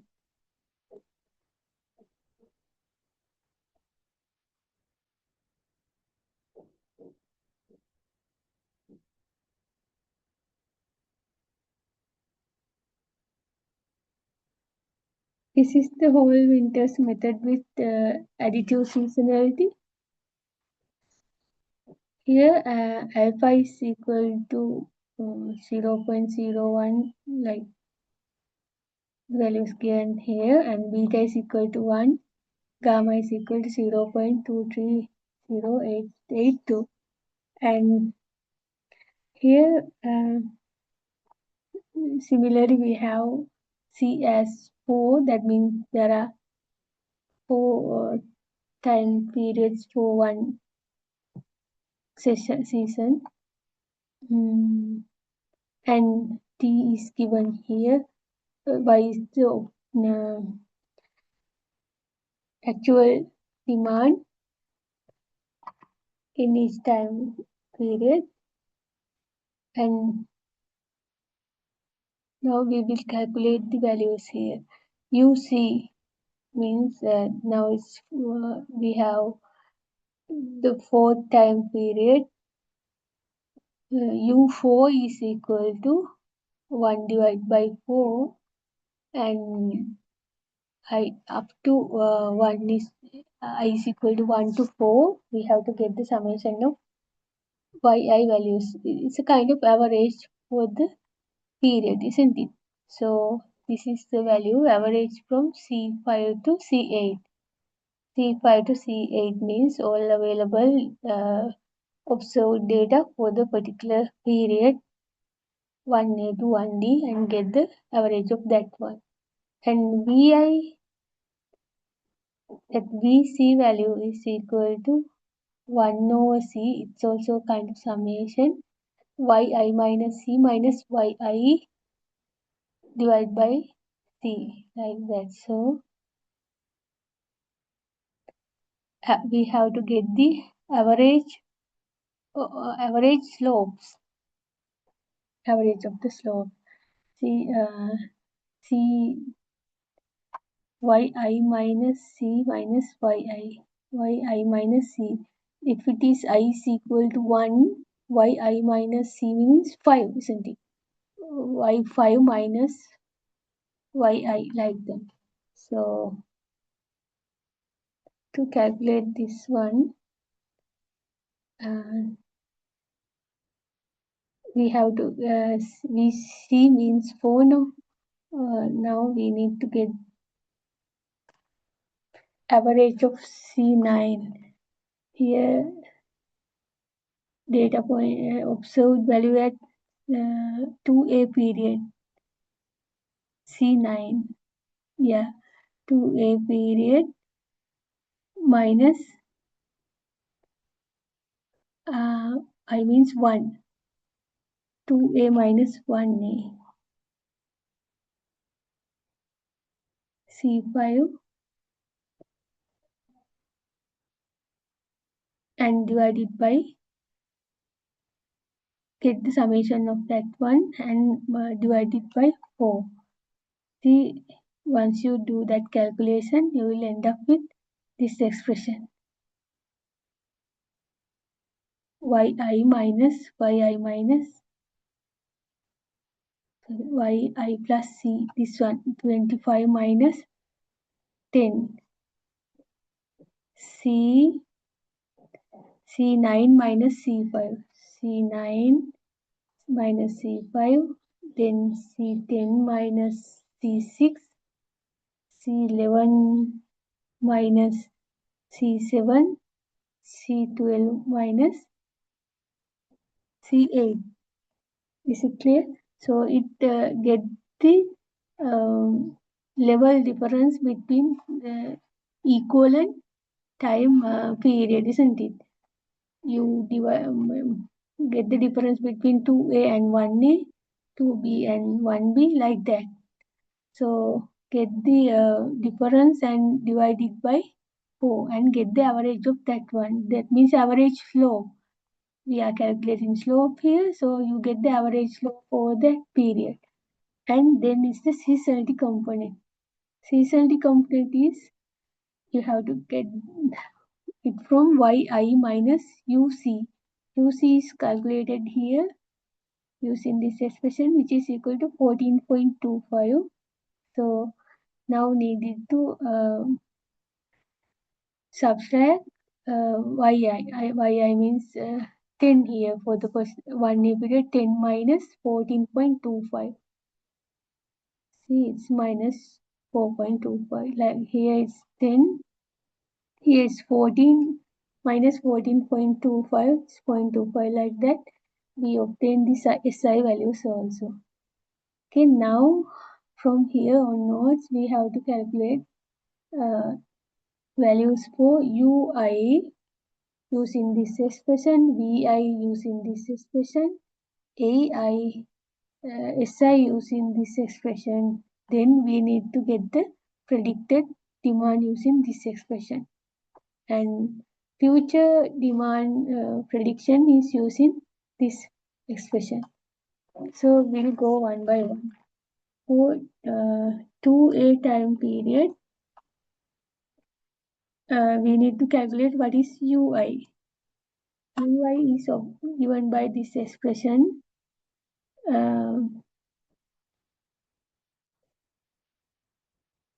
Alpha times, alpha is given in B3 cell here B3 cell times C9 means yi, C9 here, yi. We are equaling the same actual demand here. Okay, yi means given here, it's C9 minus F5. F5 means Ci minus C. I means I equal to 5 minus C means S1. We are equaling F1. S1. So this one, that is F5. Is it clear? Now, like before, for calculation in 2A, we are equaling the seasonality component in 1A. To calculate the S values when we do calculation in 2B, we are equaling seasonality values in 1B, like that. You use that values and plus 1 minus alpha times 1 minus alpha given here B3 into UI minus 1 plus VI minus 1. That means this value plus this value. So once you put that one, you will end up with this U value. And to calculate V value, which is beta times ui minus 1 plus 1 minus beta times vi minus 1.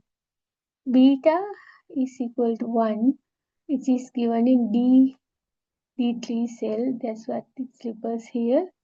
And ui minus 1.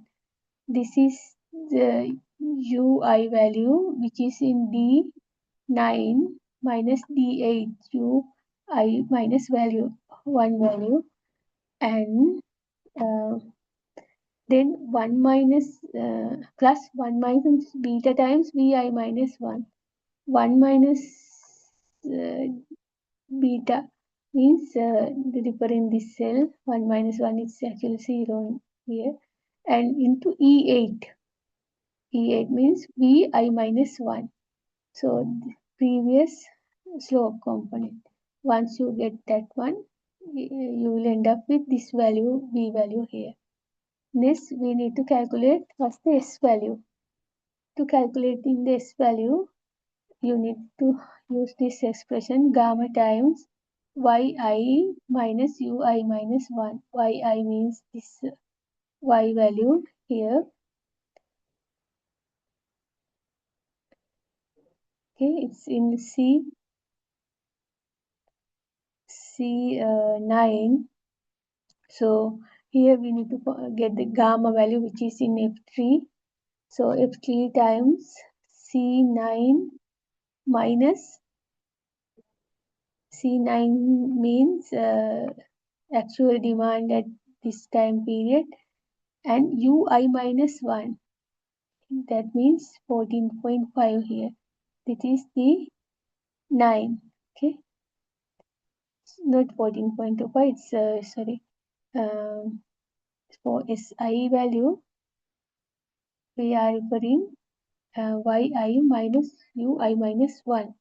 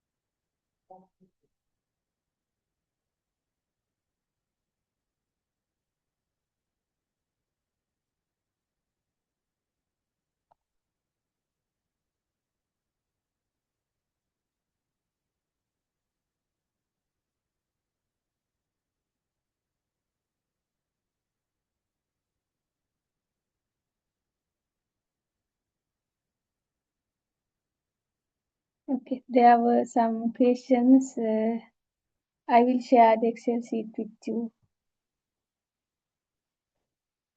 So here it's for calculation SI. I think there's a small mistake.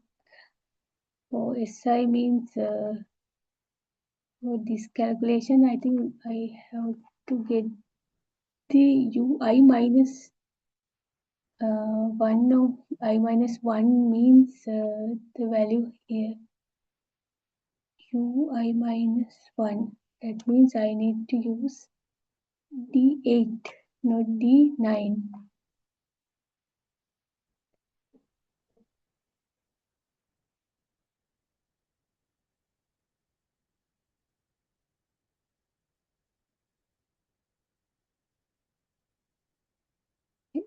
So it should be corrected accordingly.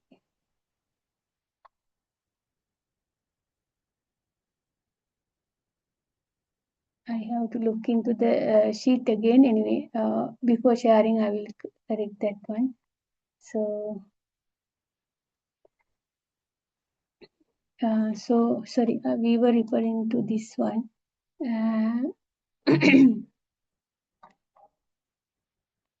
Si is gamma times yi minus ui minus 1. Then 1 minus gamma times f,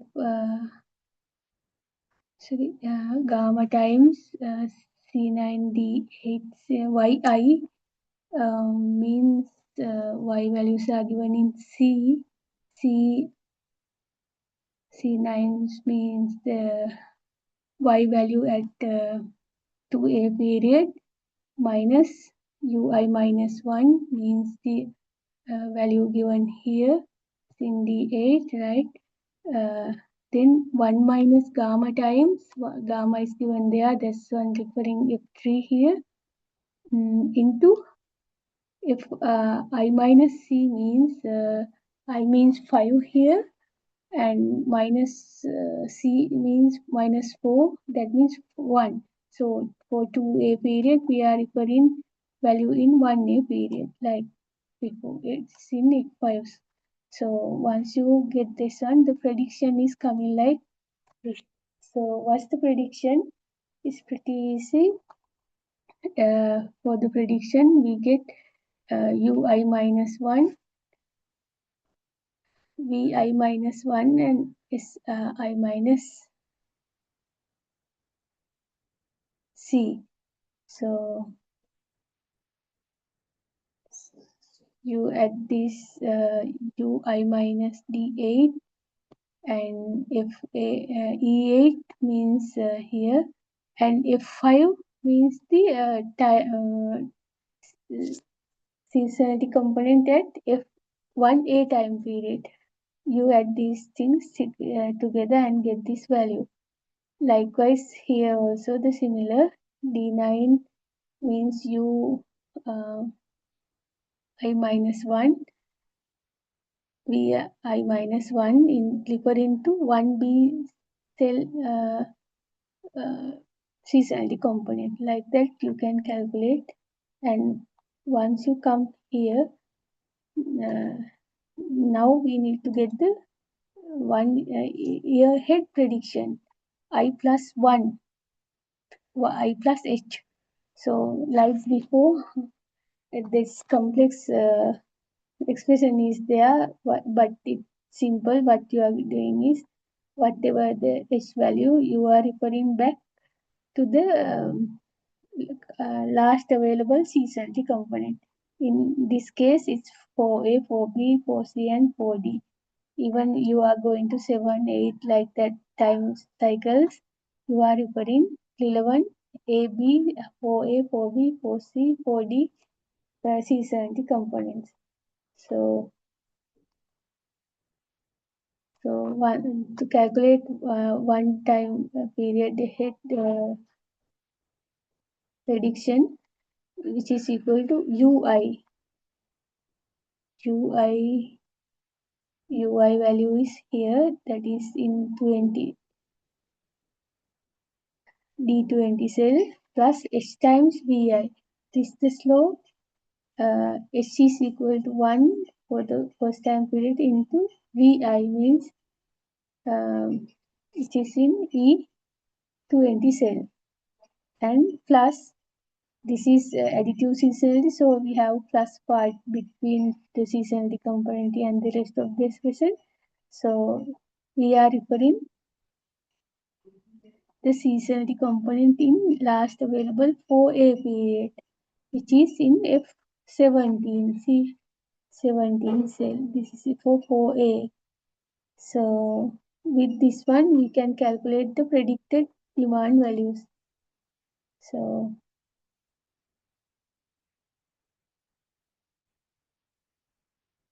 finally, this is with the predicted demand values, we will end up with this type of chart. Uh,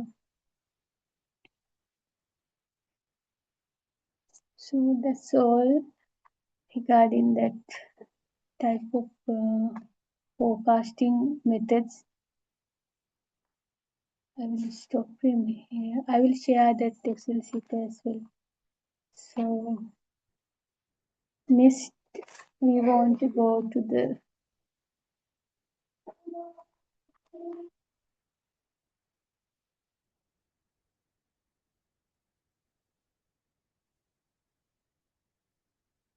additive seasonality chart we obtain, and next one is on a, sorry, I think I didn't share.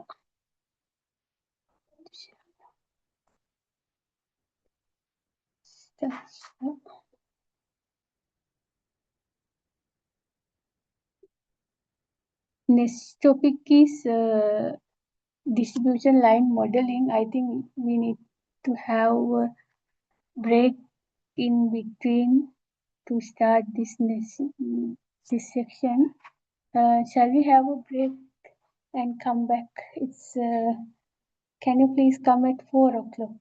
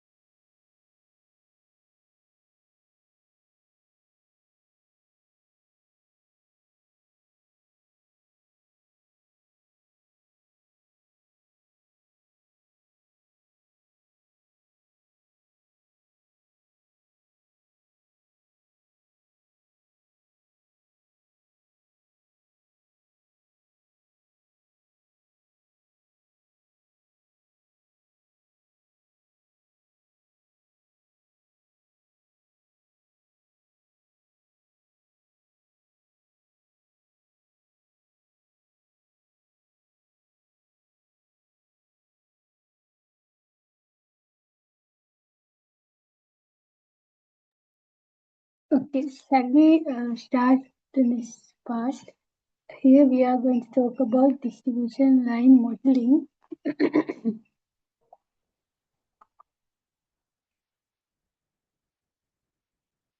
Exact line segment model.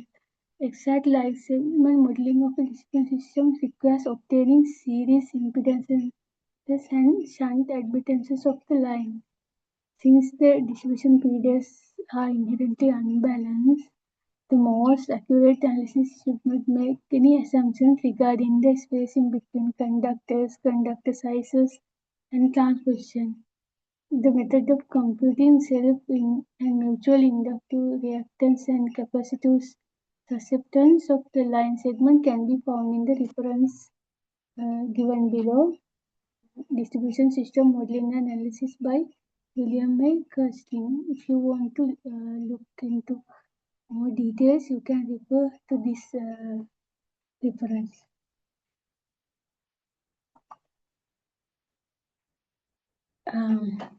The exact line segment model is should be able to obtain in this format. So obtaining that one, this is the three-phase line which has series impedance and shunt admittance and two nodes. The first node is node N and this N node is node M. So we need to have a relationship between node N current and voltages and node M current and voltages. So to obtain this one, we use Kirchhoff current law and Kirchhoff voltage law.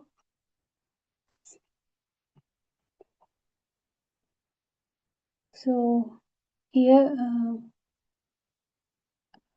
we apply Kirchhoff current law to node M. Node M is this node. So this one, a line current in the line in this section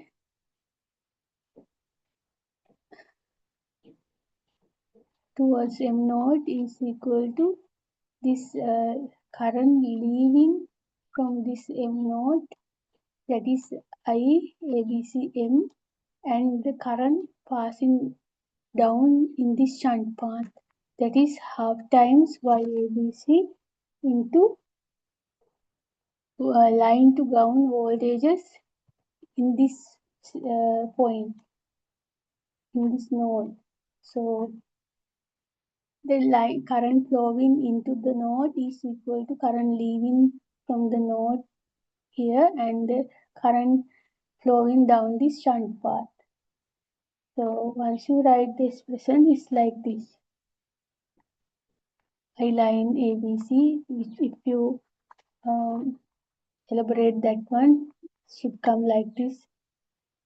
Okay, so this is what we obtain once we apply Kirchhoff current law.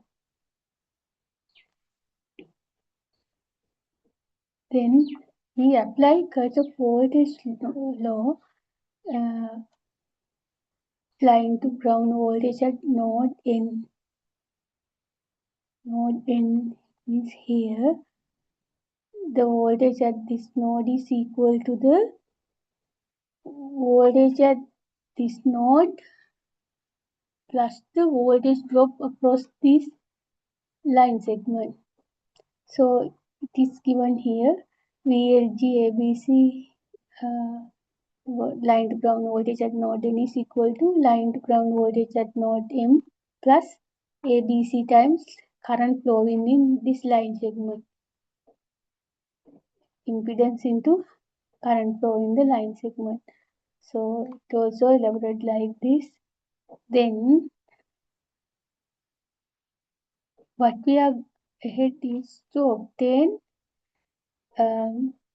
voltage and current in the N node in terms of the voltage and current in the M node. So what we are heading for that. So we apply the Kirchhoff current law and obtain this expression, and we applied current voltage law and applied this expression. So Here, these are the two expressions we obtained before. Now we need to substitute the current at node N to this expression, VLG. For this expression, we substitute the current in line current to this expression to here. So VLG plus ZABC, this current is inserted here. So if we rearrange this expression, we will come up with this expression. Node voltage at node N is equal to voltage at node M plus current at node M. So we could end up with one expression for voltage only. VLG and node N voltage is equal to node M voltage plus node M current. A times M node voltage, B times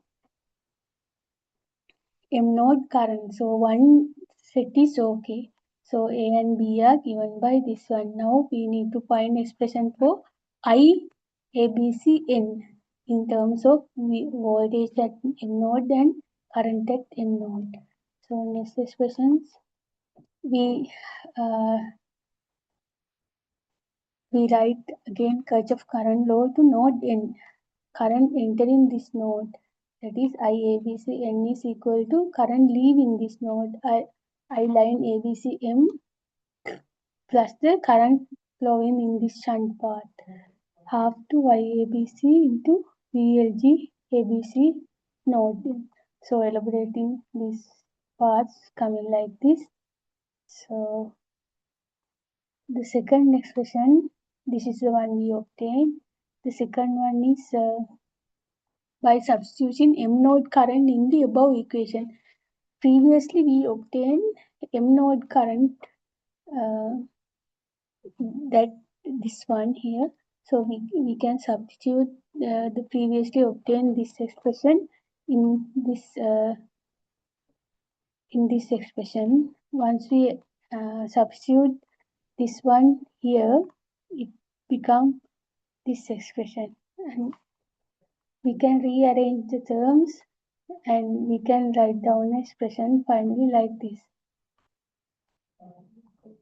So once we rearrange the things, it look like in this form.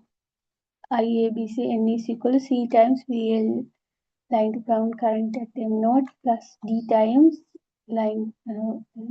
D times current at M node. So we can define C and D matrix also. Now we were able to get the all ABCD matrix clear into this exact line segment model like this. Okay, this is called that exact line segment model. Next topic is state estimation.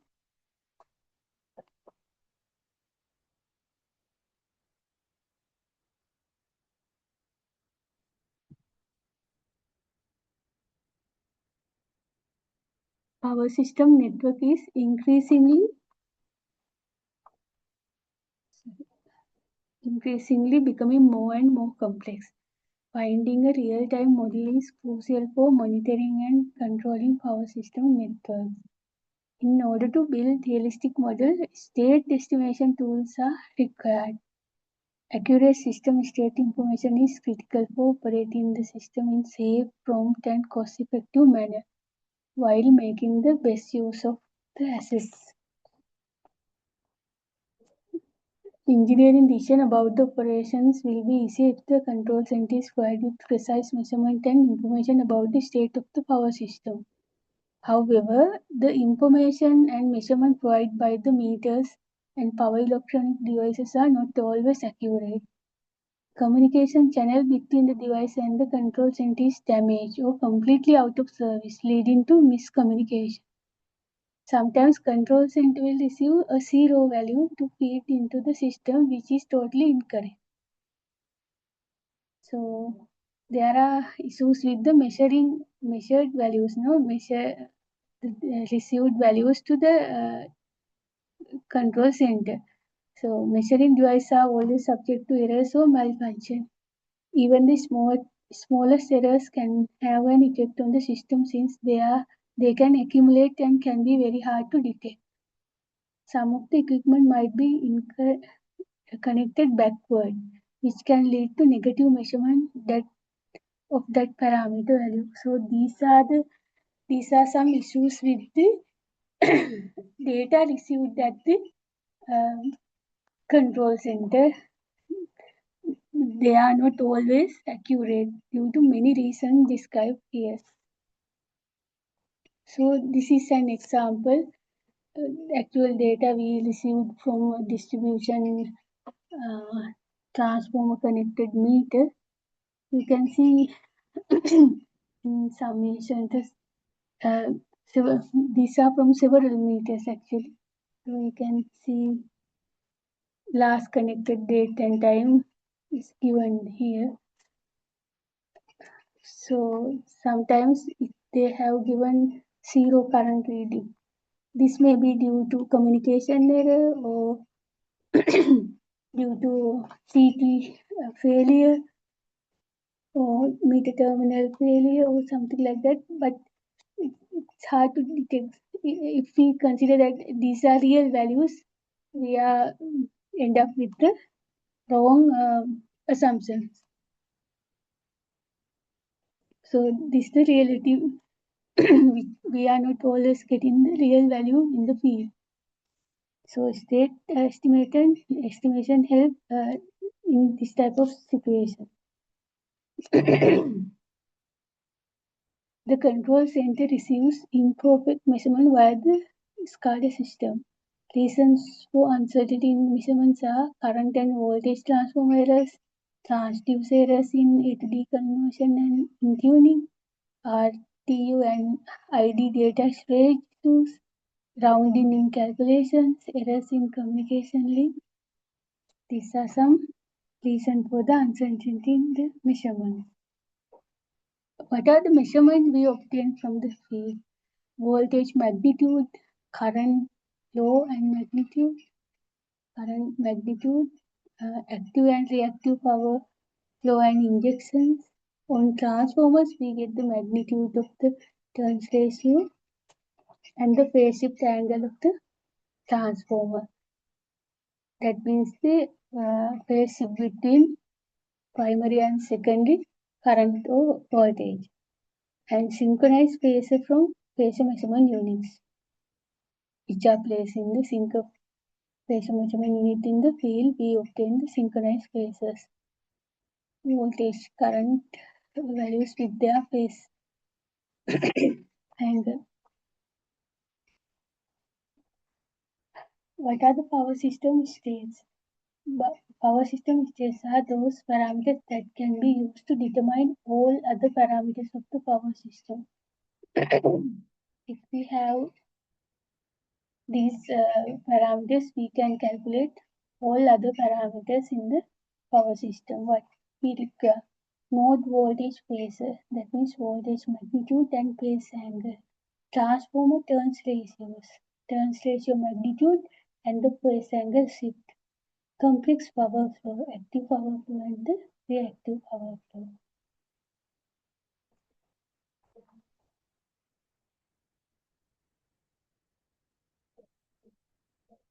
What is the function of a state estimator shown? The state estimator processes the imperfect information available and produces the best possible estimate of the true state of the system. It processes defective measurement, filter them, detect errors, and remove the corrupt data. Smooth out the small random errors in meter reading. Fill in meter readings that have failed due to communication failures. And find the best estimate for the state variables at every substation or bus. For example,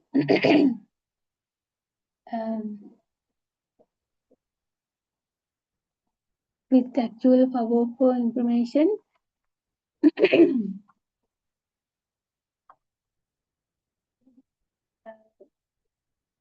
we were able to get our values and like this power flow from 1 to 3 is 0.1, 1 to 3 is 0.12, and x is equal to, that means line reactance from 1 to 2 is 0.2 per unit. X13 is equal to 0.25 per unit, and we can write down this expression for this power flow. P12 is equal to 1 over x12 theta 1 minus theta 2. P13 is equal to 1 minus x23 theta 1 minus theta 3. Assuming these theta angles are very small, we can, instead of sine theta values, we can directly write these values. You may be able to remember. So with these values, if we insert the measured values, actual values inserted here, you can find that what's theta 2 and theta 1, theta 3 by solving this expression by inserting the values here. You will end up with these three values. But with measurement, if we calculate the values with measurement, these are the measured values. The values come from measurements are not the same. So with the measurement, theta 2 and theta 3 values obtained are very much different. So what I want to say is, if we get the wrong measurement, we will end up with wrong calculations.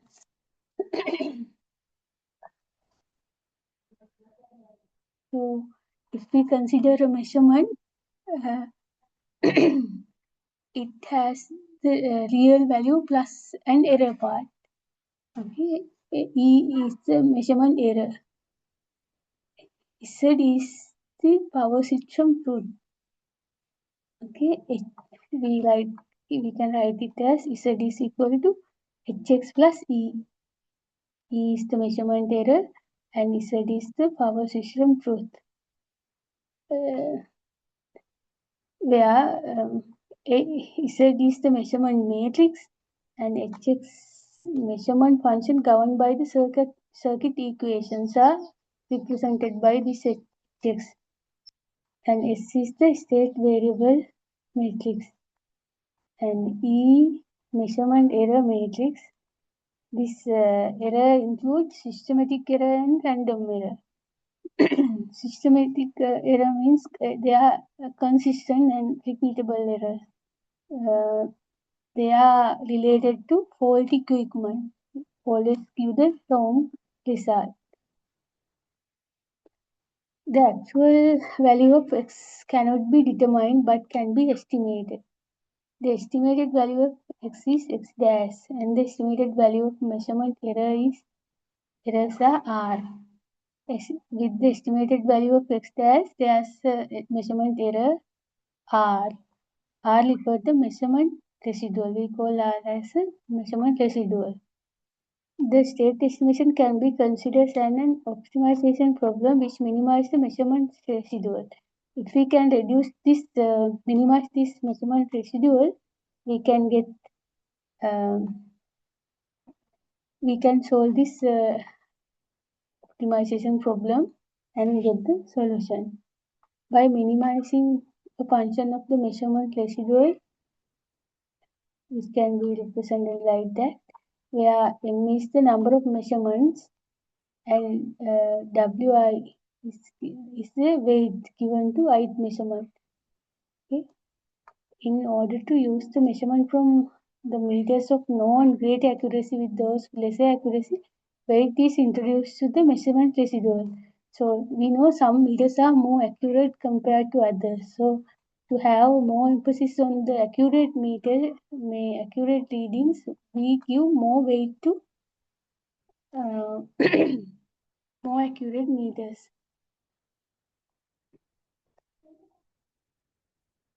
For weighted least square estimators, we define measurement residual like this. Zi minus hi x into square, get that one. And the objective function can be defined as minimizing of 1 to m. This function, which can be write down in the matrix form like this, z into xs into transpose of that one into weight into z minus hx. The solution to above equation provides the estimated state x hat that must satisfy the necessary optimality conditions shown in the equation. So once we try to solve this one, we can get the dava x over dava x, which is equal to this ht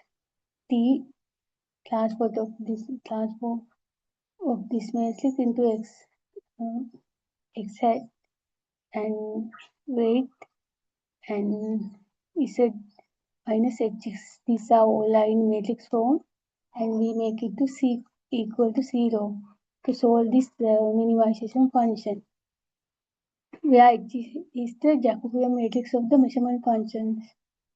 This part is the Jacobian matrix of the measurement functions.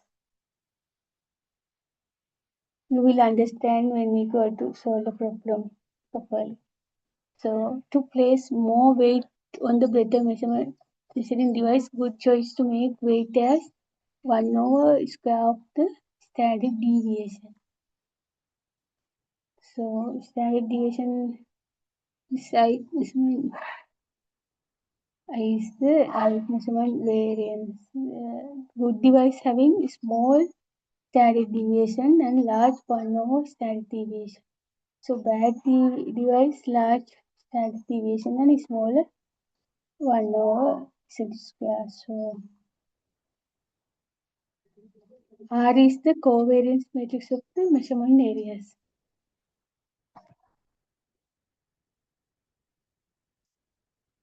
For example, this is a simple system. We can calculate state unknown state variable with the known information and measurements. The resistance values of the feeders are given, which is equal to 1. There are 3 resistors, all are equal to 1 ohm.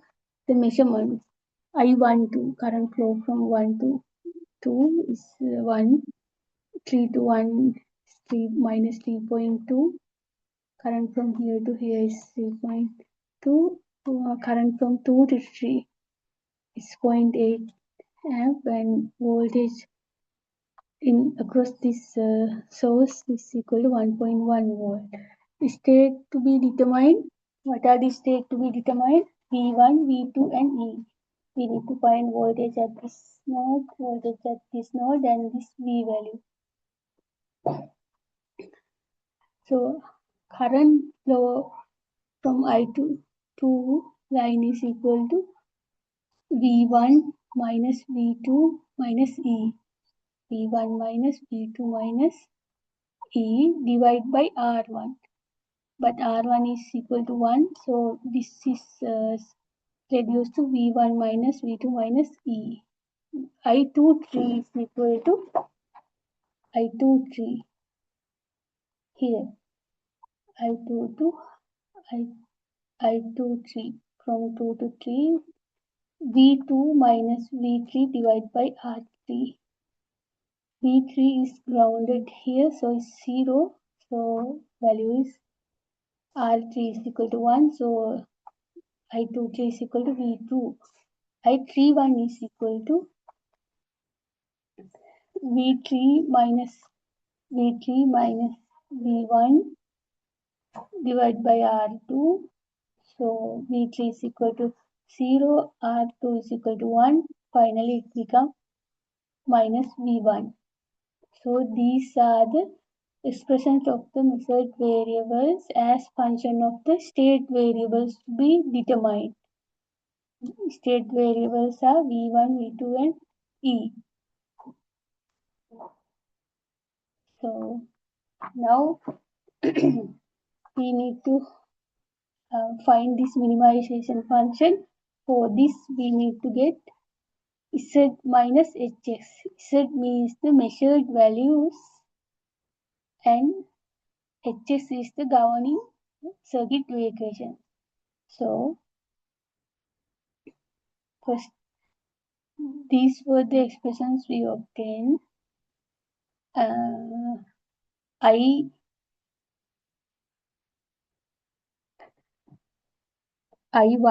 is equal to V1 minus V2 minus E. If you want to show, these are the equations I wrote here. Okay, so I12 is a measurement. Z is equal to I12 here. So I12 is equal to this part minus Hs. The governing circuit equation is this one, V1 minus V2 minus E. So I12, which is equal to 1 minus the governing circuit equation minus Hs is equal to this section. Okay. So the next measurement is I31 also there. Sorry, here one taken as I23. Okay. I23 is 0.8 amp. I23 is equal to V2 here. So minus 8 minus V2. Is it clear? So the measurement is 0.8. The governing circuit equation minus circuit equation is minus V2. It was here I31. I32 sorry. I31 is equal to 3.2 amp. 3.2 amp minus 3.2 amp, which is equal to minus V1. So minus Hs is equal to plus V1 here. And there is another measurement which is 1.1 volt, which is equal to V means E. 1.1 minus E. E means the voltage across that source is equal to 1.1 minus E. You can remember here. That also one state which we require to obtain. So E is equal to E.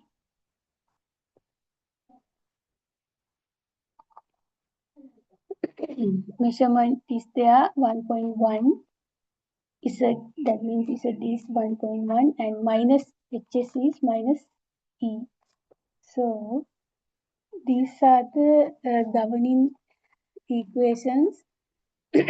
Now we have obtained Z minus Hx part.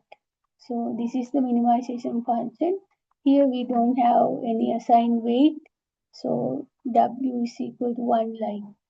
And we need to get the square of each of these governing equations and get the fx function. Fx is equal to square of this one plus square of this one plus square of this one plus square of this one. Okay, now we were able to obtain this minimization function. What we need to get that one is make it to solve that one, get double fx over fx and make it equal to 0 and identify the and solve it to get the values. So da by fx over xx, which is equal to 0. This is the minimization function. Da by fx is obtained before. This is that. And with respect to each state variable, what we want to obtain are the V1, V2 and E. Those are the required to find state variables. So with respect to each of these state variable, we get the partial derivatives. Dabba fx over dabba v1. If you can remember the things now, 2 times this one into the partial derivatives inside this one with respect to v1. So since it is minus v1, minus sign is there. Since it is square there, 2 times, and the same one should be coming here. And again we have v1 in this expression only. Here also it's plus v1, so plus here 2 times because of square, and same thing here, which is equal to 0. One expression is there. Dabba fx over dabba v2. So we can find v2 here and here.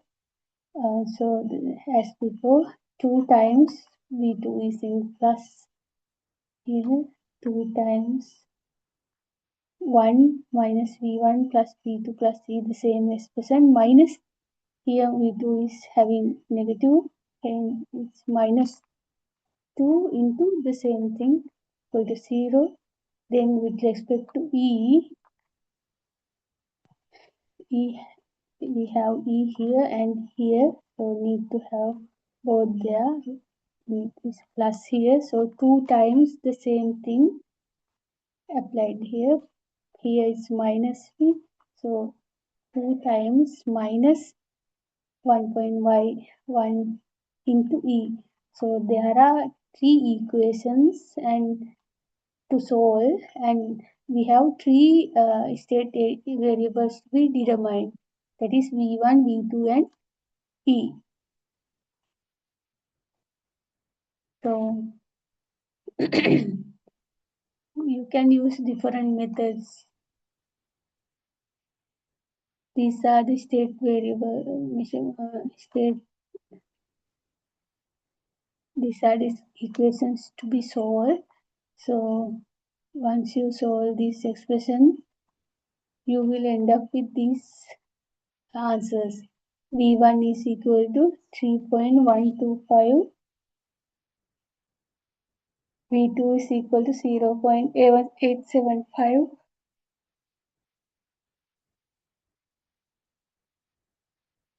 V1 is 1.175. So with the known things, we have obtained the state of the 3 unknown variables.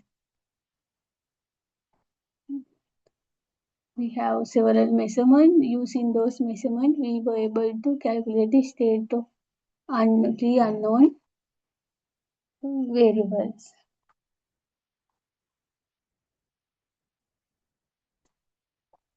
Observability analysis. When the set of available measurement is sufficient to calculate the state vector of the system, it is referred as an observable system. If a system is observable, then state estimation may be carried out straight away. However, in an unobservable system, that means the set of measurements are not sufficient to calculate the state vector of the system. In that case, state of the network can be estimated using pseudo measurement. We can estimate some measurement using pseudo measurement. Pseudo measurements are obtained from historical data. Maybe today we don't have that data, but before in the past we have that data. So we can use that data from load profiles. Once we found the load profile, we can obtain something similar. So forecasted load demand and scheduled generation. That sort of thing is obtained to get some pseudo measurement instead of the real values, real measurement. Type of measurements. There are measurement called critical measurement. When removed, the system becomes unobservable. Redundant measurement can be removed without affecting the network observability. Overdetermined case. The total number of measurements m is greater than the total number of parameters being calculated. There are more measurements than the number of parameters to be calculated, where m greater than n is considered as an overdetermined state estimate problem. Bad data processing. Technological instruments or meters are constantly subject to errors due to malfunction, aging, incorrect wiring, etc. If the bad data is continuously present as an input to the state estimators, then the system state variable will be off from the desired estimates. If we process the thing with bad data, system state variable will be different from the real. So it has been shown that for single or multi non-interacting bad data, the last normalized residual correspond to the bad data. Largest normalized residual corresponded to bad data.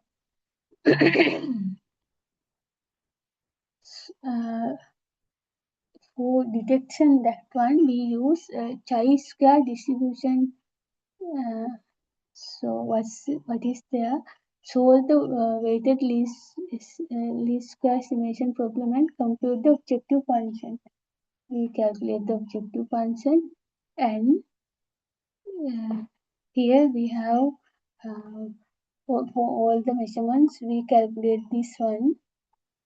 Okay, set this the standard equation, and we look up the chi-square distribution table, which is represented by this. Here, m minus n is called the degree of freedom. M is the number of measurements and n is the number of state variable to be determined. And P is the significance level. That otherwise, probability of false alarm you will understand when we go to the example. This is the chi-square distribution table. This is the degree of freedom m minus n. Once we m and n values are known to us, we know number of measurement and number of state variables we determine, and the significant level is something which we want to define. Okay, so this one here we obtain that jx function and check the value is greater than the value given by this chi-square table. If yes, if this is true, then bad data detected. There is bad data in this data set. Else, the measurements are not suspected to contain bad data. Otherwise, it is not having bad data. If this one is true, it is that data set is having bad data. For example, if we select P001 and this one is less than this, we can conclude with 99% confident that there is no bad data. If we select P as 0.1, that means we want to have something that this data set doesn't have any bad data in confident, 99% confident we want to say it. So this has to be true. Okay. So this one is another topic.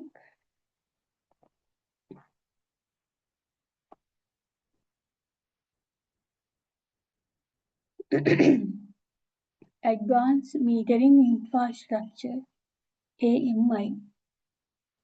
AMI consists of infrastructure from smart meter to two-way communication network to control center equipment. It consists of two sections: smart meter, the two-way communication network between this control center equipment and the smart meter and the control center equipment. All the applications that enable the gathering and transfer of energy usage information in real time. AMI enables the two-way communication with the customers, and it is the backbone of the smart grid.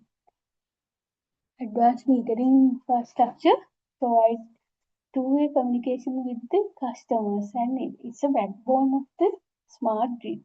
Successful interconnection of AMI with distribution management system can boost the satisfaction level of customers and reliability of supply due to reduced and shorter power outages.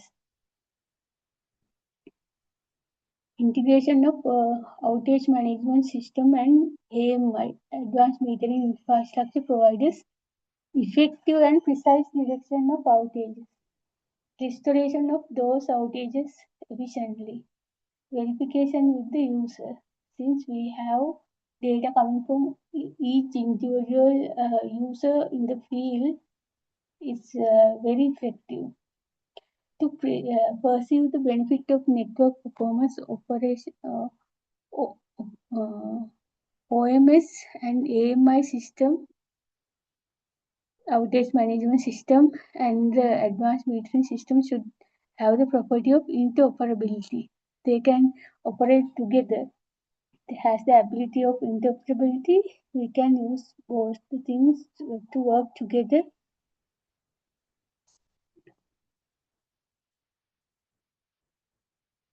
Advanced metering infrastructure objectives: remote meter reading for error-free data, network problem identification, load profiling, energy auditing, partial load curtailment in place of load shedding.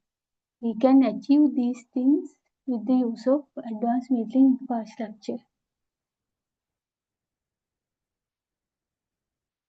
What are the advantages of AMI?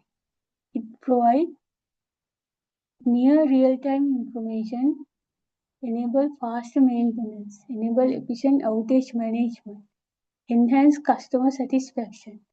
New features, equipment, and upgrades can be enabled remotely. Near real-time reporting of detect first breath and the last grab. First breath means power resume after uh, uh, outage. Last grab means the instead of power fail. Temper event direction. Temper means um,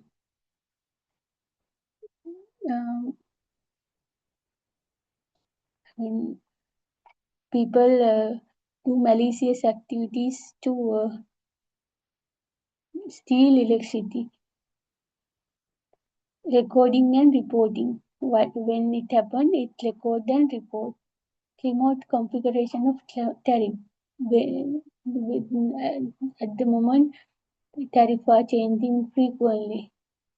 So that sort of thing easily implement into the uh, system remotely. Enable flexible reading schedule frequency. Support scheduled and on-demand reading. Sometimes we need to get the meter reading on demand. Say, for example, a person in a rental house, he's living in between the month. So at that time, they want to have the reading for settlement of bills. So we can get the schedule as well as on-demand reading. Schedule means monthly bill, but on demand we can get the reading in between. The smart metering section has several components: meters and GPRS or wide area network. Then here head-end system and meter data management system, utility backend system from customer portal, mobile app, this sort of things are there. What's the function of head-end system? It 2. Remote meter data reading at configurable intervals. Acquisition of meter data on demand. Two-way communication with the meter. Signals for connect and disconnect. Event and alarm logging. Encryption of data for secure communication. Maintain time synchronization with the meter. Store raw data for defined duration. Setting of smart meters, configurable parameters. Communication device status and history. Critical and non-critical meter events reporting like temper, power failures, etc. So those are the functions of head-end system. Meter data management system. It maintains meter location. Apartment, shop, industry, address, etc.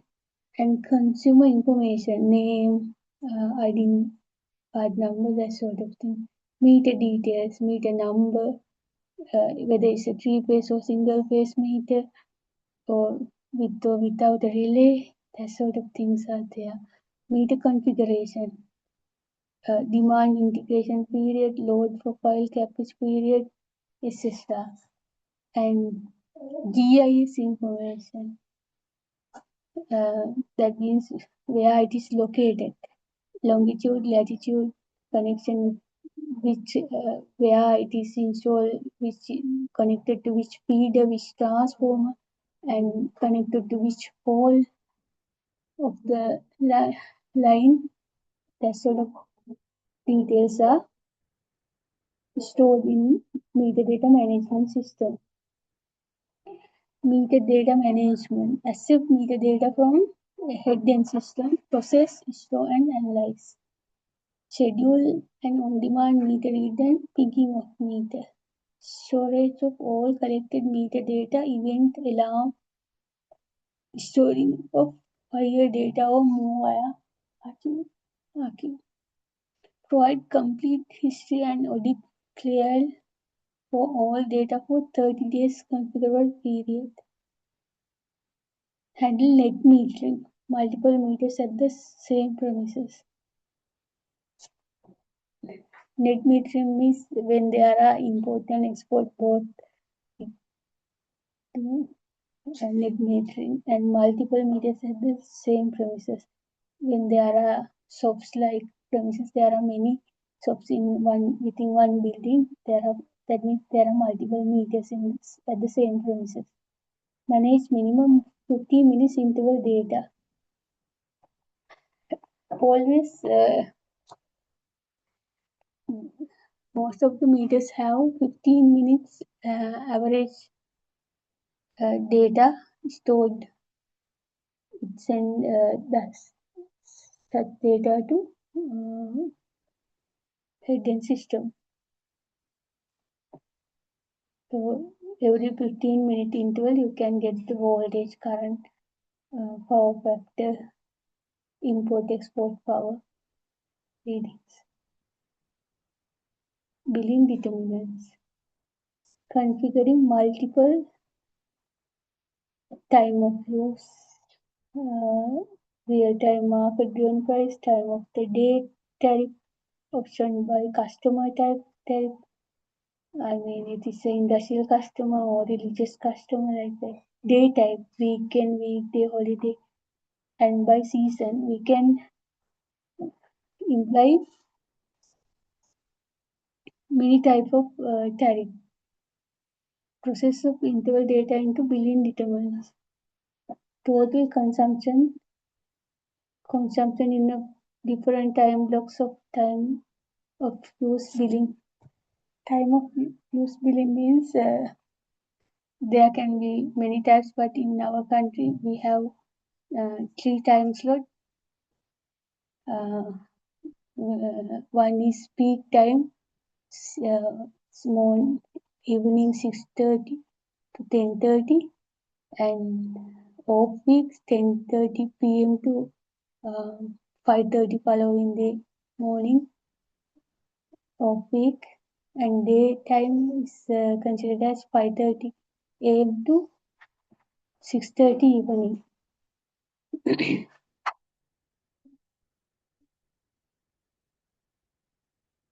consumption in different time blocks for time of use billing. That's what that's are the time of use period.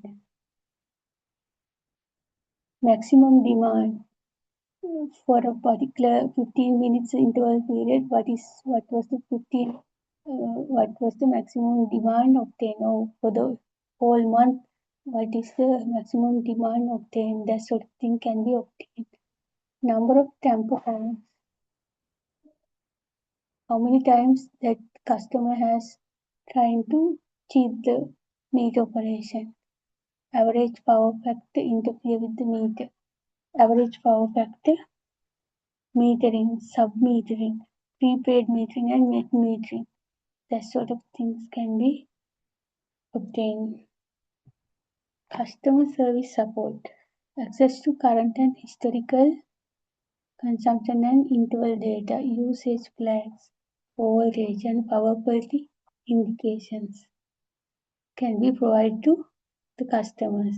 Email, SMS notification of configured alarm and event to selected customers. That sort of thing can be provided. Web portal to provide customer real-time online view of usage and cost alert and notification. This can be provided to the customers through advanced metering infrastructure. Analyzing metadata. Obtain consumption load profile at configurable period, that means 15 to 30 minutes interval, hour, day, month, year, that sort of thing. Day type, weekday, weekend, holiday, festival wise. Obtain peak and off-peak load pattern by aggregating all loads of distribution transformer, feed, consumer group.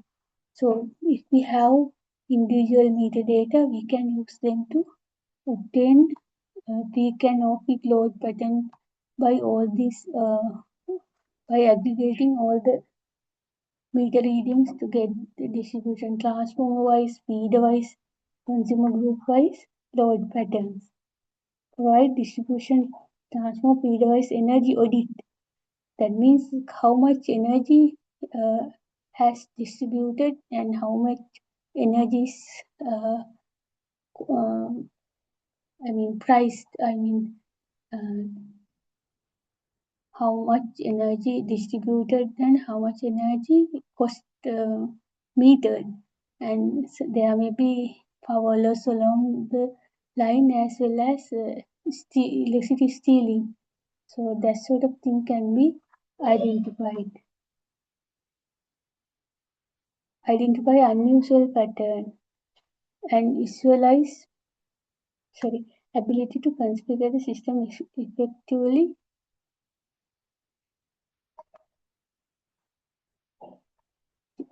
Load forecasting, load research,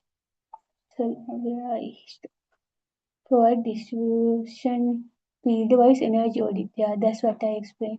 So we can get the values, energy value distributed and metered one.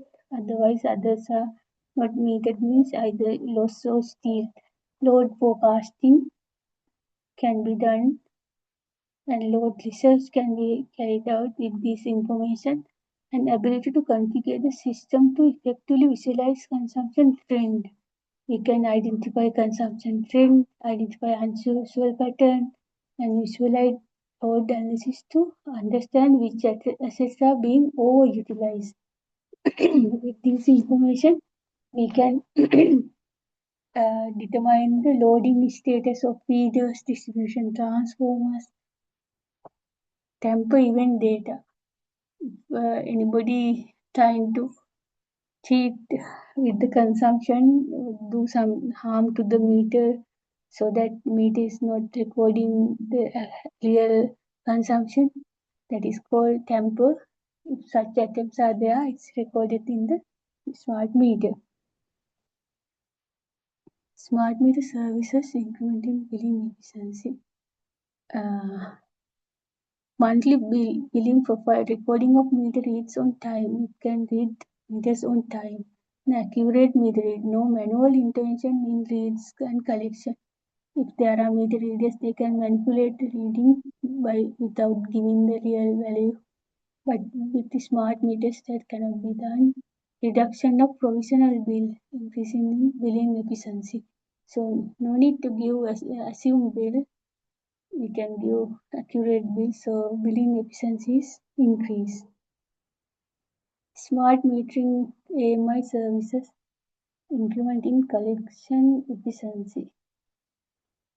Timely generation of we can generate the bill timely because we can do it from the office. On demand remain creates figures in smart meter. As I mentioned, if somebody needs to get their consumption in between the month, not at the end of the month, we can obtain. Online distribution of bills, we can give the bill by email or SMS. Option to choose to prepaid and postpaid in billing system. Customers can choose whether they are going to prepaid or having to be postpaid. Online payment wallet. They can give option to pay the bill, payment gateway to pay the bill online, so it will increase the collection efficiency. Meter security.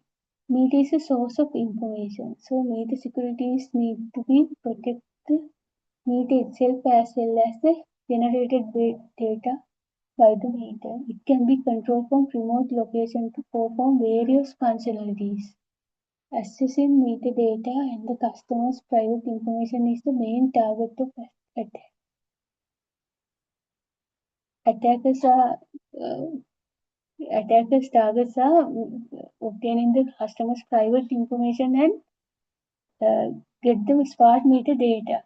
Cybersecurity attacks on smart meter can be categorized into three categories: attacks on the network, attacks in physical hardware, and attacks on data. Impact of an attack: remote connection, disconnection. Attacker can remotely disconnect or connect the meter. This gives power to attacker to connect or disconnect the device and potentially tamper with the data of the consumers, which are confidential.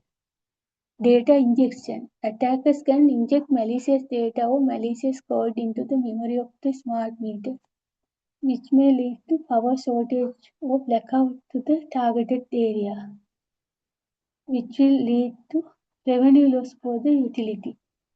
Denial of service. By flooding the target system with excessive traffic or requests, exhausting its resources and causing it to crash or slow down significantly.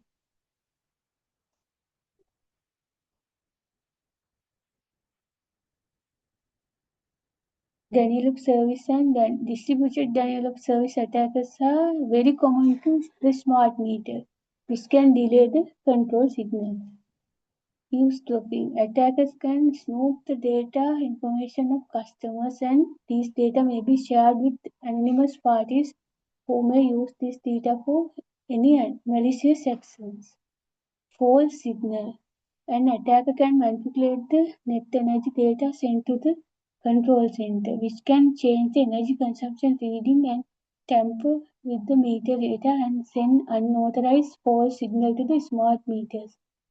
So there are many sources these attacks. And last few slides, sorry, little late because delay in starting the lecture. Artificial intelligence for real-time monitoring and grid optimization. So, machine learning and predictive analytic tools to manage distribution system efficiently and reliably.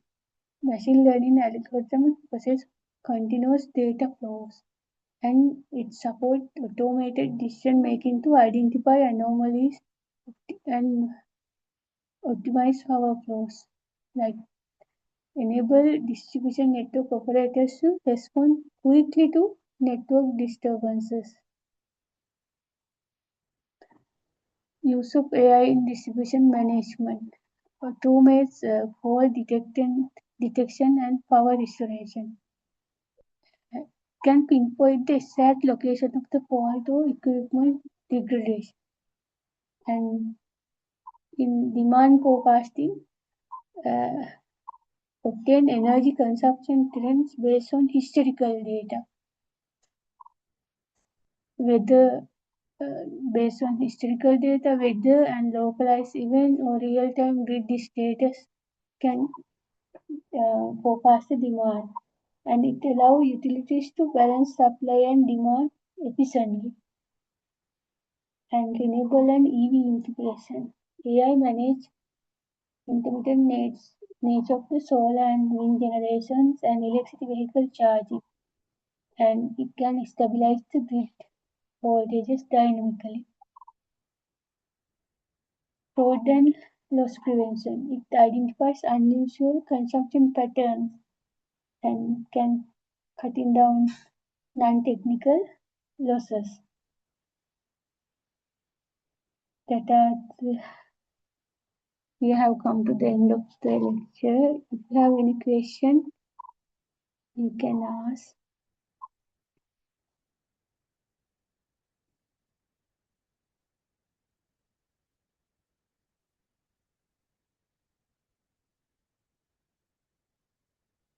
I have posted that assignment,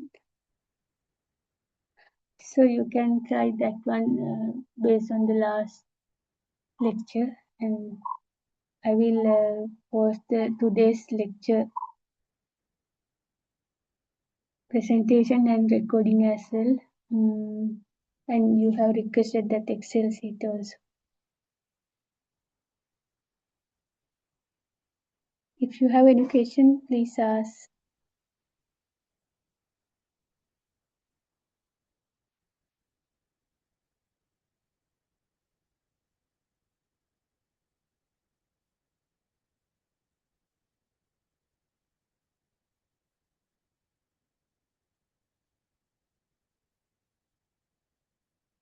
I have to go really fast because we have started a little late. So if you have no questions, even in the message, it's okay.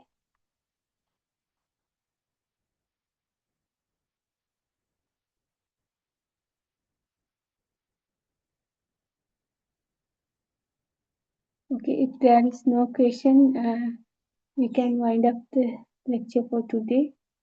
Thank you for all for participating in the lecture.